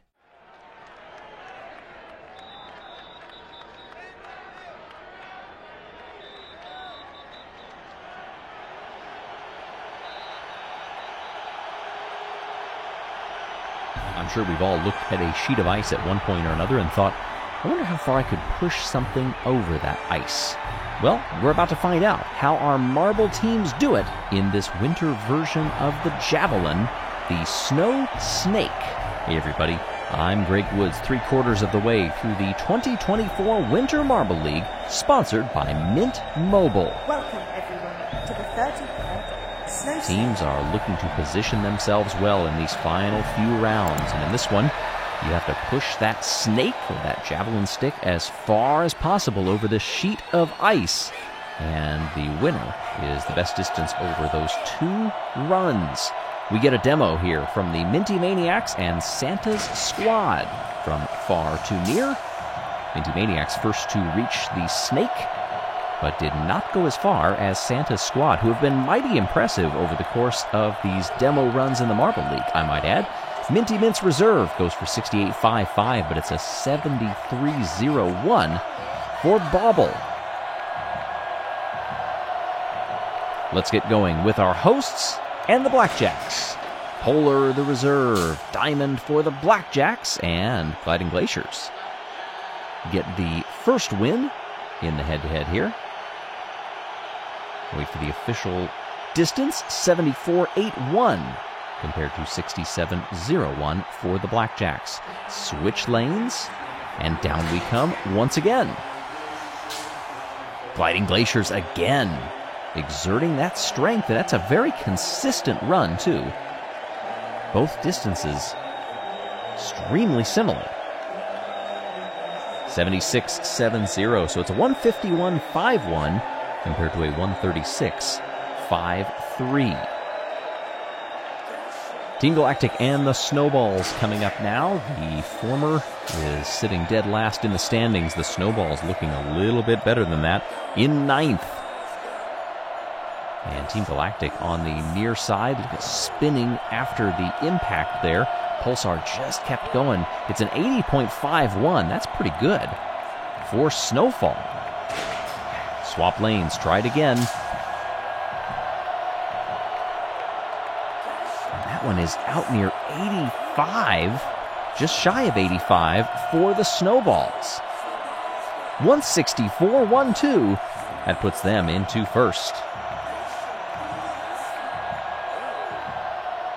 Boy, I think that crowd reaction says it all. Snowballs and Team Galactic, opposite ends they are feeling right now. Snowballs sitting in the middle of the pack. They feel like they've got a great chance to make a run, but look at the reaction from the Team Galactic fans. Another poor showing for their squad, who sits dead last in the standings. And if the other teams don't struggle here, Team Galactic is going to remain at the bottom of the standings with only a few events left to go. Bumblebees get the 81.50 win. But you saw Stinger actually come out of the track a little bit, was leaning up against the referee's stand. This is much closer on the second go. Both of them surpassed 75. Oh, look at that. Momo did the same thing. 160.604 behind the Snowballs. It puts Bumblebees up into second place. Momo, who are our championship leaders right now, a little disappointed because there's still a lot of runs left to go. Hazers with a nice push. Yeah, a lot of marbles in that top lane. They must like that direction of rotation and feel like they can catch against that referee's chair. Hasn't really given them an extra advantage, though. We've seen pretty even splits between the top and the bottom lane thus far. I tell you who is consistently ahead, it's the Hazers. Whatever lane they are in, top and bottom, they have had two good pushes of the Snake. 167.31, and that goes to the top. How about the Hazers? Resurgent after winning the last race. That was the Snow Tube. And now trying to make an assault at another gold medal here in Snow Snake. You see the marbles with the cell phones out there, live streaming track conditions back to headquarters, guaranteeing that everybody is safe, making use of that consistent coverage by Mint Mobile. We begin the second half of competition, and Raspberry Racers are going to get the better launch between themselves and Crazy Cat's Eyes here. 82.67 for the reserve versus the captain of the Cats. Raspberry Racers down in 14th in the standings. Crazy Cat's Eyes in 6th overall in the Marble League. And really, if you can get both past 80, you are looking pretty good. The Crazy Cat's Eyes are just going to hit 160.56. Good enough for 4th, so that's what happens if you average out at around 80. Raspberry Racers still in the top 5 for now. Balls of Chaos and the Jungle Jumpers. Jumpers better on the bottom lane. 3 medals over the course of these games for the Jungle Jumpers, 2 of them gold. Skip goes 70.63, both of these well off what they need to be to contend for the medals. Balls of Chaos, they're down in 11th so far. I mentioned this last round, the highest placed team yet to medal. There's only 2 of those teams. One of them is Team Galactic, and they know that that's not going to happen in this round, and we've already seen some Team Galactic fans heading for the exits. They are downtrodden. 8th is best that Balls of Chaos could muster here. Savage Speeders in that top lane were second to the block, but first in distance in this head-to-head. That extra energy that was being spun there after the impact from Rapidly. Coco, 69.03 compared to that 74. Both of them going to need to do a lot better here in run number 2. They did not. Mid-60s, low 60s, that may not have even broken 60 for Savage Speeders. It didn't. 59.42. Chocolatiers finished 12th and the Savage Speeders 13th. Getting down here to the final runs. Green Ducks and the Wolfpack, who sit 3rd and 4th in the standings right now, respectively. And this is another subpar push for these 2 teams. With just 1 push to go in this entire competition, Hazers are feeling pretty good right now. So are the Snowballs. Look at the Hazers spring for another gold medal. Even though they're sitting in 15th, their only medal is gold. And could it happen again? It is certainly looking that way. 16th for the Wolfpack, 8th for the Green Ducks. The Hazers have done it again. They're saving the best for last in this Winter Marble League. They were 2 for 2 now in the last 2 weeks, winning gold in Snow Snake. Bumblebees, Snowballs, and the Hazers. Snowfall gets the silver, and Stinger gets the bronze.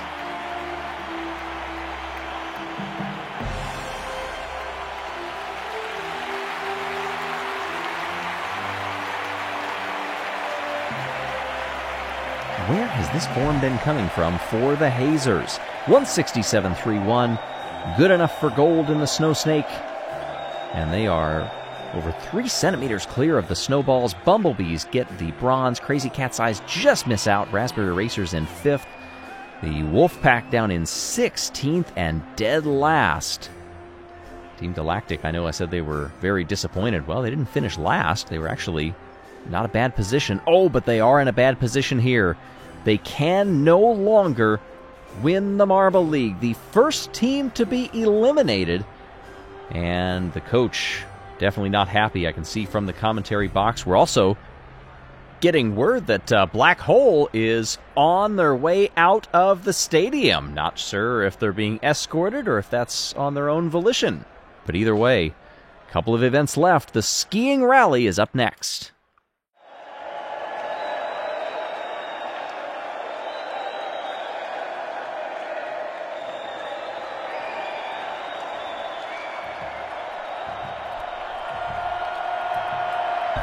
The final quarter of the 2024 Winter Marble League, sponsored by Mint Mobile, began with the Snow Snake and the Hazers capturing their second gold medal in a row to resurrect their chances and make a run for the championship.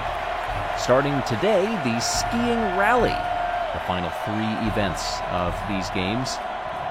And it's Team Momo extending their lead, 154 to 139 over the Blackjacks. Green Ducks, Crazy Cat's Eyes, and the Snowballs rounding out the top 5. Team Galactic down there in the bottom of the order. They cannot win the Marble League. They are the first team to be eliminated mathematically, although they can still podium if they make one heck of a run through these final few events. This course will see 4 marbles apiece try to make their way to the bottom. The top 2 will advance. Oh, hey, everybody. I'm Greg Woods. These games have thrown us a lot of ups and downs, and today we do a lot of side to side. The Minty Maniacs, whose fans have been cheering throughout these games, mostly in the demonstration runs for their team, effectively co-hosting with the Gliding Glaciers here, and they will show us what this event is all about. Lots of little peaks sticking out from the high snow walls of this event. Mind the trees, if you please. And the top 2 across the line will advance out of each heat. Normally the ones that do not move on, they will be ranked by their time. Whether it's the Minty Maniacs or anybody else, if you want to play as your favorite team, check out the Yellow's Marble Run Skyway Chase set. I'll show you that a little bit later. First race is underway, and it's Team Galactic out in front. Oh, now they get passed by the Hazers. The Gliding Glaciers, our hosts, are sitting in 3rd. Chocolatiers are well back off the pack, and it will be no advancement for the Chocolatiers or the hosts. There was the definitive move to give the Hazers the victory over Team Galactic. They will be moving on. Starry and Murky. 15.61, 15.81. Those 2 advancing times. Raspberry Racers, Jungle Jumpers, Green Ducks, and the Bumblebees. Off we go, and the Bumblebees get squeezed out on that entry, and they are falling back behind the Jungle Jumpers. Now they spread out wide. Raspberry Racers, that same spot that we saw the Hazers overtake, they make their move and find clear snow below them to win the heat. Look at Green Ducks getting elbowed back and forth, trying to find their way, and they can't do it. Mallard, their captain, eliminated. Meanwhile, Raspberry Racers and Jungle Jumpers, they will be moving on. Bumblebees also go no further. Solar Flares, Crazy Cat's Eyes, Team Momo, and Balls of Chaos now. And Balls of Chaos get to that funnel point first. Stretching off into the distance as best they can. Oh, now they get some contact. Momo sees the opportunity, and they're holding in 2nd place. Solar Flares get by, and Solar Flares win the heat. What a lurch in the final sector. Blue Eye getting caught up. And watch, same sort of idea that we saw win the last heat. Nail that entry into those final few little peaks, and you will find smooth sailing down there to the bottom.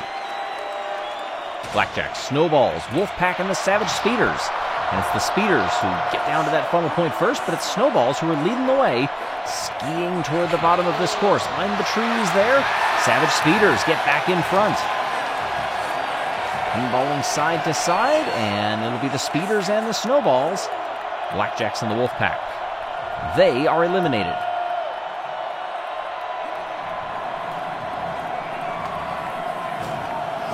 Swifty and Snowy.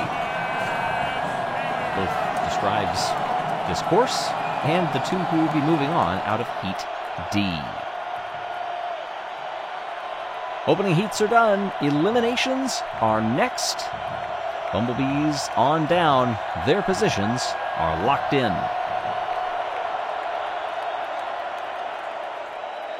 A couple of surprises in the eliminated teams thus far that included second place in these standings for the entirety of the Marble League. The Ducks were out. Crazy Cat's Eyes also eliminated. And we are off in these first semifinals.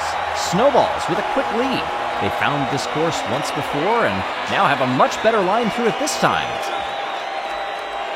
Trying to catch up are the Jungle Jumpers. And they will have a wide margin of victory over the Solar Flares and Team Galactic. They were very close coming off of that ramp. But Snowballs absolutely mastered this one. The two captains, the only two in this field, are moving on from these four. Who will they find in the final? Semi-final B, Hazers, Raspberry Racers, Savage Speeders, and Balls of Chaos. Balls of Chaos lead the way early on here. Raspberry Racers, who got stronger as the course went down. They are finding their way in second place. A hang up there. Oh, I think we had Savage Speeders get stuck on a tree. The top two will stay as they were. Balls of Chaos and Raspberry Racers. Hazers come across in third, but the Savage Speeders did not finish. And they are stuck on a fir. Maybe it's a pine. I'm not sure. I can get up close here. Right there.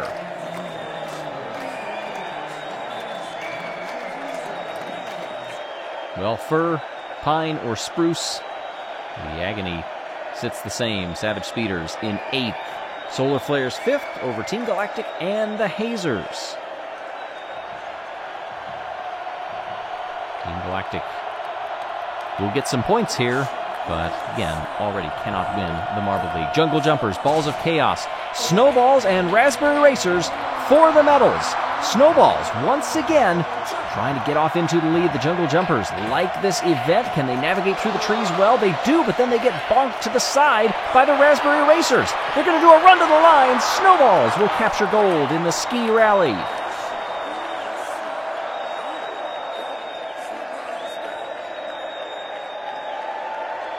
Look at the impacts that some of these marbles took.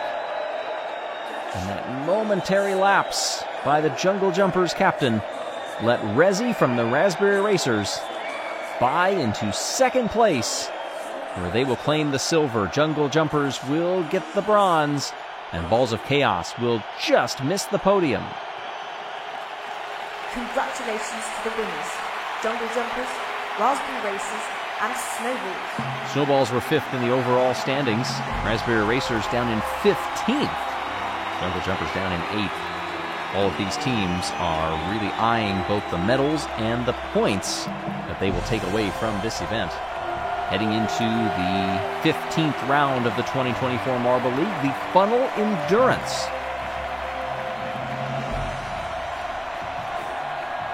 This was really a case of seeing the marbles learn this track every time they went down it.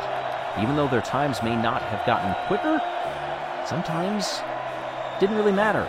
It's how you play relative to everybody else in your race, and that is what counts. Snowballs made it work. They had that 13.32 in the semifinals, but they won it with a 15-14. What does this do? Calculate everything here. Snowballs move up to second place, and we've got a lot more eliminations.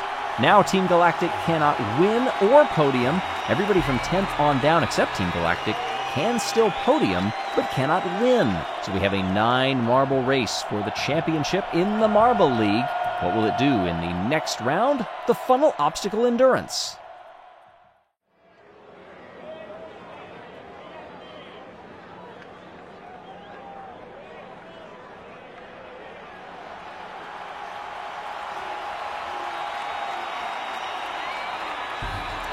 We return to one of the stalwarts of the Marble League. Goodness gracious, how many funnels are there? Well, the Gliding Glaciers have certainly packed quite a few here into the Moraine Domain for a crucial round in the 2024 Winter Marble League, sponsored by Mint Mobile. Hey everybody, I'm Greg Woods. 10th on down, cannot win the Marble League.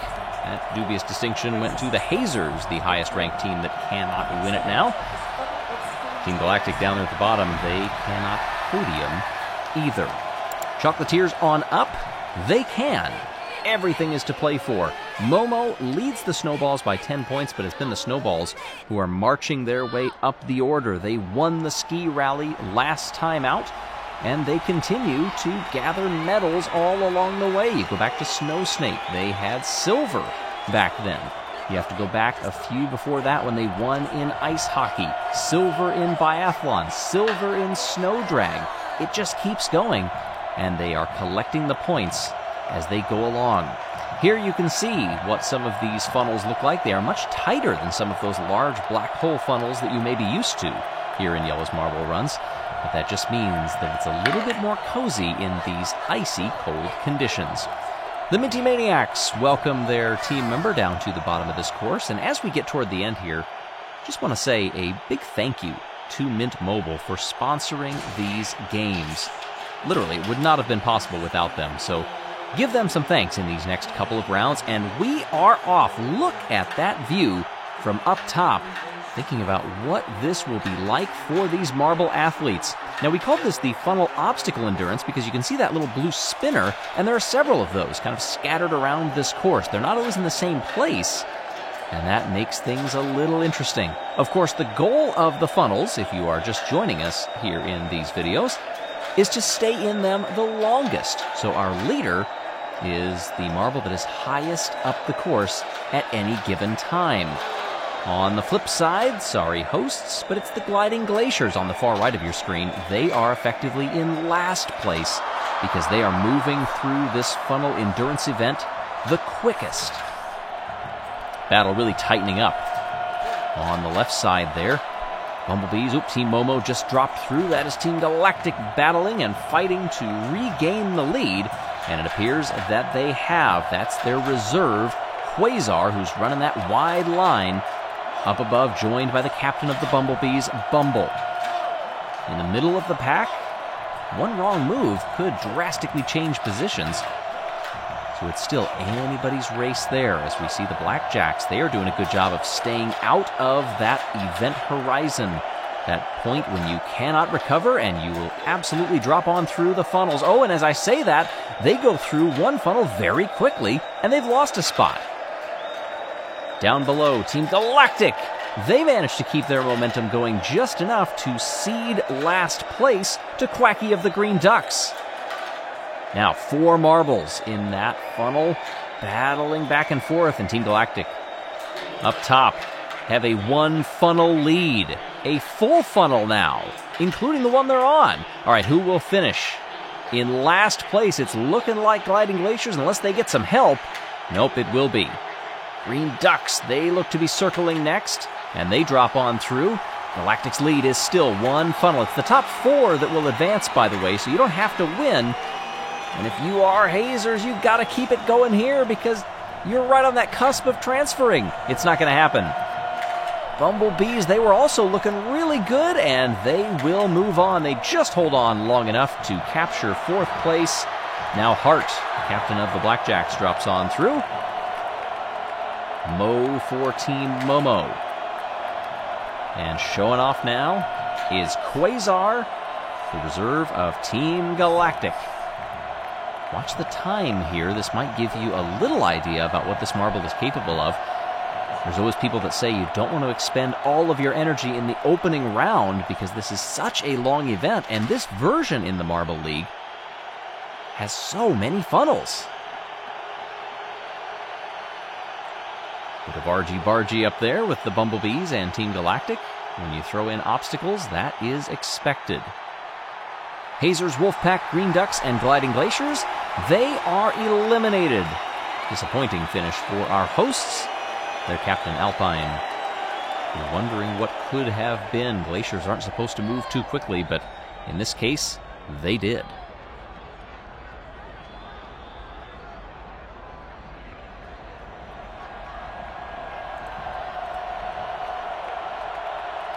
Good seats for this race.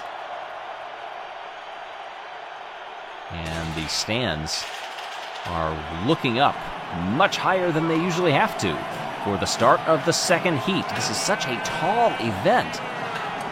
Part of these opening funnels for the marbles, in addition to battling with each other, is battling their own fears of the dizzying heights. And also the air is a lot colder up here too. For a slow event, though, that can be advantageous. Heavier air means you don't cut through it quite as easily. All right, first few funnels are complete. Let's take a look at where we are. It's Mocha leading the way. You look on the opposite end, though. That's Radiance for the Solar Flares, a marble that has been in the mix for quite a while for the Most Valuable Marble Award. A low finish here might do some damage to that chance. Snowball's captain, Snowy, briefly in second place there in a battle with the Savage Speeders and the Raspberry Racers. Oh, and now a misstep sees them drop on through. Farther down. Battling around there. Does look like a 3-marble race at the bottom for last place. And now it's separated into 2 farther up the course. This is Mocha, still in a commanding position to lead this event by a full funnel. Razzie goes on briefly to join the Savage Speeders, but as they do, Izzy goes on to the next funnel. The Snowballs still fighting to get that position back, and they're going to be joined by the Speeders. We're getting very close to having our first finishers down here. Remember, top 4 will advance. The Snowballs have claimed a spot back. That brief contact with the Savage Speeders gives them effective third. Speeders, they're in a dangerous spot, though, because now they're with a bunch of marbles down in these final funnels instead of fighting with just 1 or 2 of them like we see for the lead. Last place coming on through. That's Leap for the Jungle Jumpers. Solar Flares are in a dangerous spot. They come next. Looking like Balls of Chaos will be joining them, yes. Now Crazy Cat's Eyes closest to that event horizon. If they drop on through, yep, our transfer spots are locked in. Savage Speeders will be moving on. Snowballs will be moving on as well. Chocolatiers, and now the Raspberry Racers in these final few funnels have actually fought the lead away from the Chocolatiers. They could win this heat. And they do.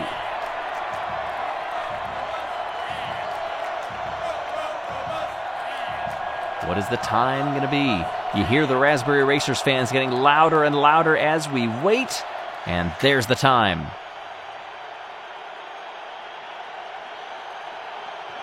Was this the moment? Oh, yes, plowing straight into that obstacle. That is what helped Raspberry Racers get the lead, which they never surrendered.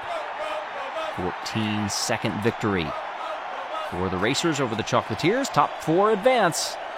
Bottom 4 are eliminated and slot somewhere into this list.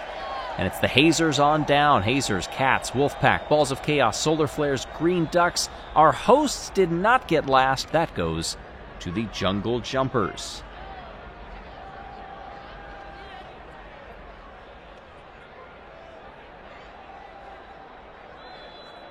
Oh, and here you can see some of the other teams that are currently enjoying themselves in Jelle's Skyway Chase set. You can get your own version at yellesmarbleruns.com. Philosophers have long wondered, what do the funnels rest upon? It's a funnel under a funnel. It's all funnels all the way down. No, we're back. These funnels will give us our next medalist in this second-to-last event of the 2024 Marble League. Down we go. Snowballs were leading and now are moving their way to the outside. They got very close to the drop early on, but they have corrected themselves nicely. Raspberry Racers are almost ready to drop on through. They do. And there's Blackjacks also fighting, along with Snowballs. This is a team that just keeps working their way up the standings. They're only 10 points behind Team Momo. And where is Momo right now? Well, they actually just let a bunch of marbles go through. Look at this head-to-head battle between them and the Bumblebees, literally leaning against each other, refusing to give any millimeters before finally dropping in. Snowballs! Now the contact goes the way of Raspberry Racers, very similar to what we saw when they took the lead from the Chocolatiers in the last round. Looks like Bumblebees, they are in last place right now, but they are joined by the Savage Speeders. Oh, and that hit on the obstacle only makes it worse for them. Same for the Speeders. There's Momo, our leaders in the Marble League. They are third to last as they run right now, and it's Raspberry Racers on the far left of your screen. They have assumed the gold medal position. Snowballs in the tentative silver. Blackjacks have a funnel to themselves right now. Same for all of our top 3, top 4, top 5. They're each in their own funnel. And we drop on through, getting close to the bottom of the course. Savage Speeders were the ones that headed down first. They would be in last place, a team that cannot win the Marble League. They're sitting down in 13th. Bumblebees are also fighting with them. They're in 14th.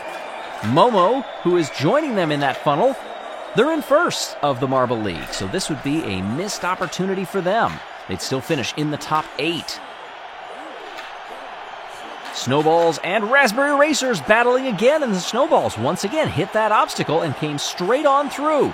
The first finisher down here, who will of course be ranked last, is Savage Speeders. Bumblebees come next. Looking like Team Momo. It will be. Snowballs now sees 2 other marbles in that funnel. How wide can they keep it moving? This would be a huge coup if they could get first place in the position that they are in. Even a second would be huge for the points right now. Blackjacks in that bottom funnel. They are closing in on that drop and on the bronze medal. They're trying to keep it going and bump into Snowballs. That's not going to happen. Blackjacks get the bronze. Snowballs trying to swing out every opportunity they get to collect the Raspberry Racers. They won't do it. They will get the silver. And for now, it's all about bragging rights because Raspberry Racers can celebrate as they run. They are your funnel obstacle endurance gold medalists.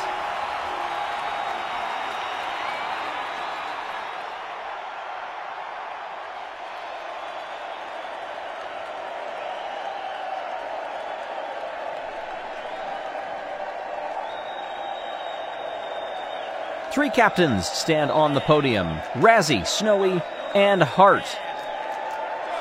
Team Galactic just misses out on the podium. They'll still collect some nice points, even though they cannot win or podium in the Marble League proper. Congratulations to our winners: Blackjacks, Snowballs, and Raspberry Racers.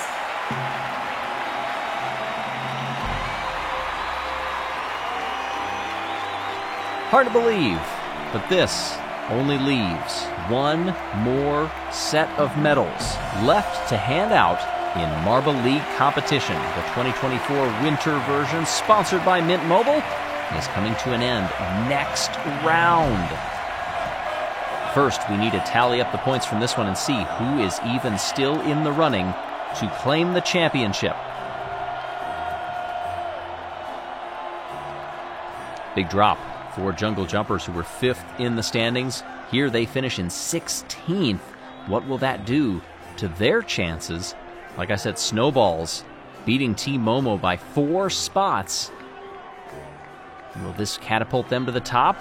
Oh, it will, but they're tied.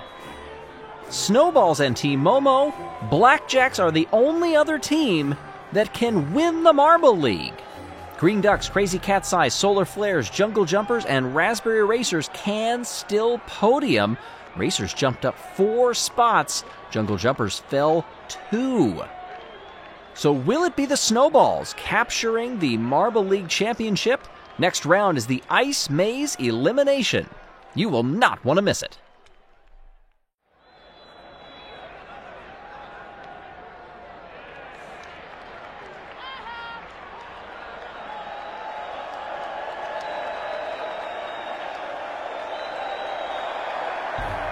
15 events ago, who would have guessed that we would arrive at the final event in this fashion?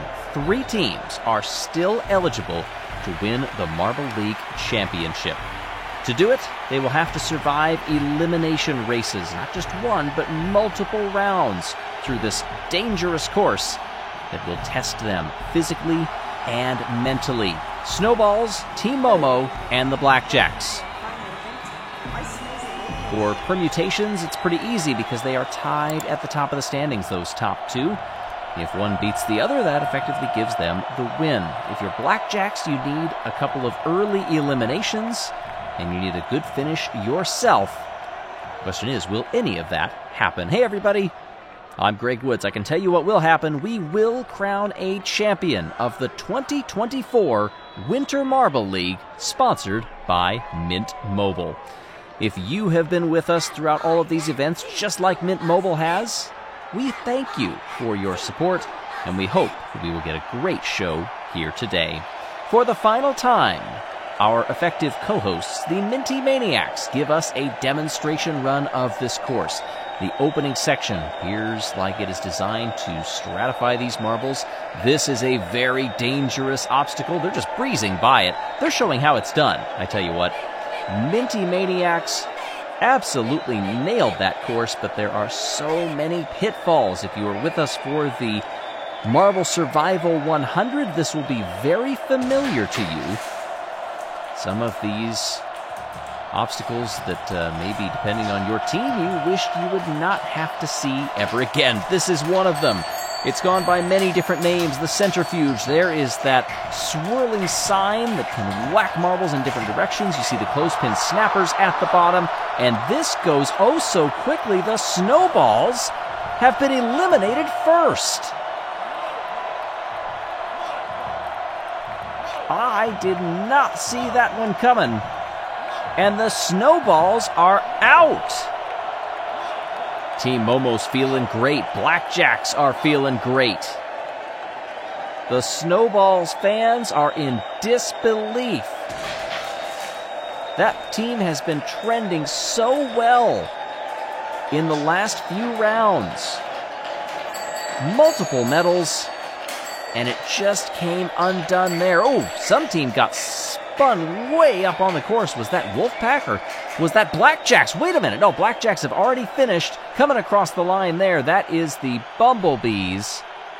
Whoa, sorry to scare you there, Blackjacks fans.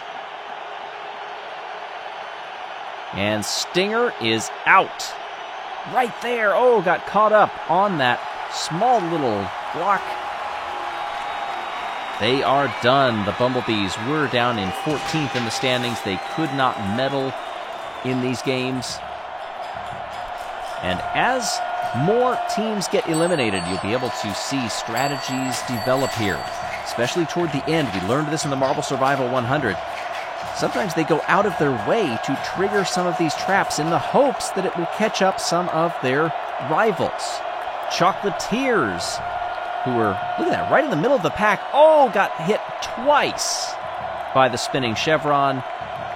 The captain of the Chocolatiers, Bonbon, still had a chance there and then got moved aside into that clothespin snapper, which did not snap, but that contact was just enough to eliminate that marble. Down we come once again. Well, one of the large ball bearings has been released and now finds its way to one of the magnets. As they quiver on it, you can see marbles getting sent backwards. The Crazy Cat's Eyes are well behind here on the run to the line. They got the Blackjacks. The Blackjacks have been eliminated.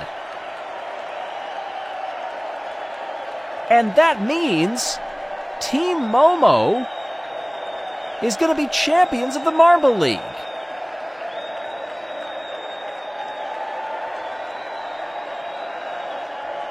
The Blackjacks were trying to give it their all, and it won't happen.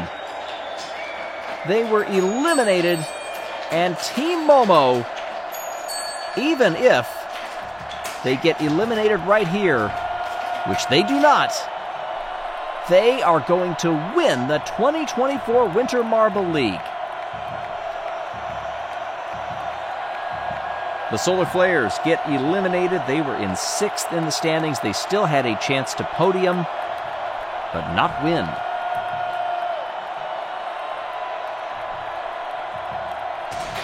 Run number 6 is go. Green Ducks, final team through that funnel point. Balls of Chaos over on the far side. Nobody is tripping that centrifuge yet. There goes the spinning chevron, but I think everybody's by. Yes, Green Ducks. They were really hoping for a podium here, both within the event and within the Marble League as a whole, and they may... it's a 12-point difference between the 3rd place Blackjacks and the 4th place Green Ducks, and they definitely did not outscore them by 12 in this event, at least by my unofficial math. I think the Green Ducks are just going to miss out on the overall podium. Savage Speeders find themselves at the back of the pack now. Balls of Chaos were once again back there, but that was an excellent middle sector, and they were able to find their way to the front. Spinning Chevron is going. Run to the line. Raspberry Racers. Gold medalists in the last event, the funnel obstacle endurance. Let me correct myself. Rizzy is done. 10th place.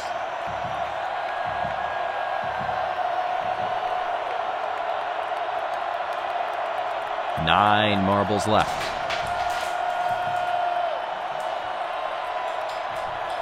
Jungle Jumpers were briefly last. Now it's our hosts. The edge ahead of the Wolfpack, it looked like, just as they were on the edge of the screen. Nobody's really gotten caught up in that spinner, at least in the last few rounds, that has really made a difference on them. We saw it in the Marble Survival 100. Several team members got double, triple, quadruple, sometimes even more impacts from that spinner. And Sheep at the reserve for the Wolfpack. They will be eliminated in 9th place. There's the bottom of the order. Shockers down there. Championship contenders, Snowballs and Blackjacks out.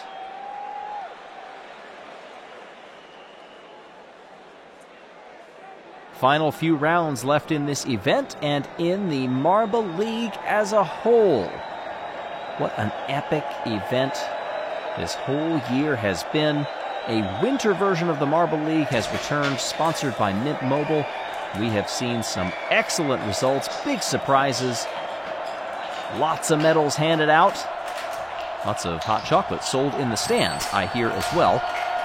And now we are racing for the final individual medals of these games. Gliding Glaciers this time crossed the line first and guarantee that they will not be eliminated. It was Crazy Cat's Eyes that went last. They are done. Red Eye settles for 8th. That hang up there on the spinner did no favors for the Cats, who were for most of this entire tournament fighting for a podium.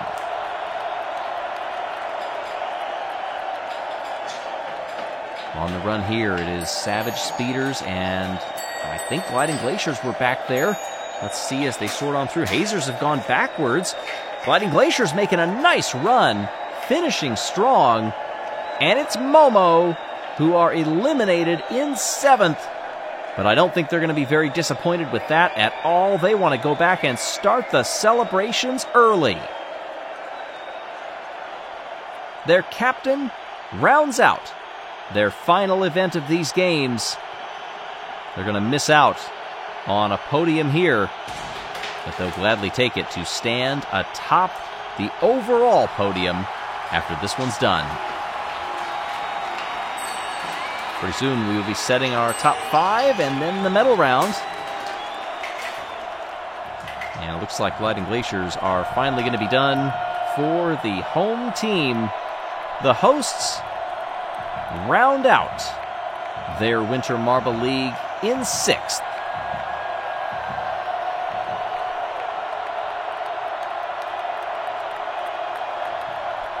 Overall, a pretty disappointing Marble League for the Gliding Glaciers, finishing so far down the order in the overall standings. They had a lot of fun as hosts, but obviously you want to win and you want to break that notion that there is a host curse.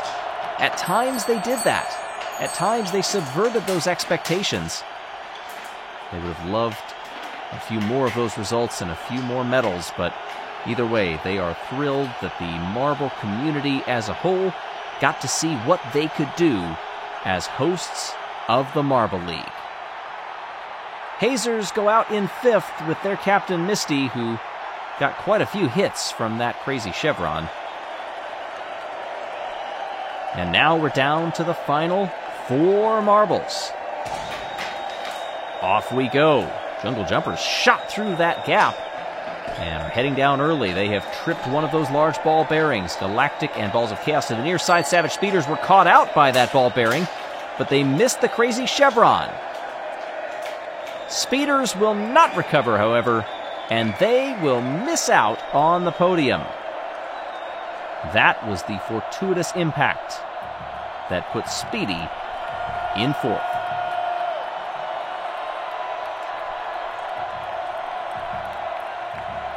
Run 14. 3 left. Down they go, and it's Balls of Chaos, quick to the point. Team Galactic trying to hang with them. Nudge through, no ball bearings were released quite yet. Jungle Jumpers are trying to make a run. Can they nail it at the line? No, they just miss out. The Jungle Jumpers will get the bronze. It was oh so close for a team that is trying to get onto the overall podium. I'm not sure if they did enough, but a great way to end it, no matter the color of medal. Head to head, this is for the gold. And they go opposite directions. Balls of Chaos, what an entry. And they are off into the distance. Do they trigger the spinner? No. They go around the outside. They are going to be completely unchallenged. Team Galactic, the first team to be eliminated from winning the Marble League, one of the first to be eliminated from getting on the podium in the Marble League. They will win the final event of these games.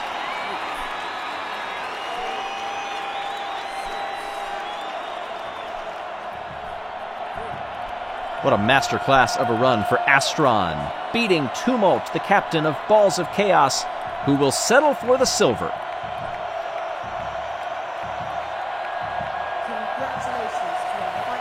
What a games these have been. It is hard to believe that they are done. I cannot wait for the next Marble League, whether it's the summer or winter. I thank you so much for having us along for this entire journey. Your support means the world to us. Thanks also to Mint Mobile for sponsoring these games. Galactic stands atop the podium, wearing gold, Balls of Chaos silver, and the Jungle Jumpers, our early leaders in the first half of the Marble League, get the bronze. Shocks came in the very first round, and just a couple of rounds later when the other two teams vying for the championship were eliminated, and that left the door open for a victory run for our champions, Team Momo.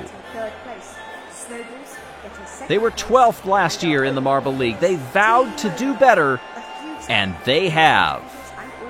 Thank you all for joining us for this 2024 Winter Marble League sponsored by Mint Mobile. I'm Greg Woods. Time for the closing ceremony. So long, everyone.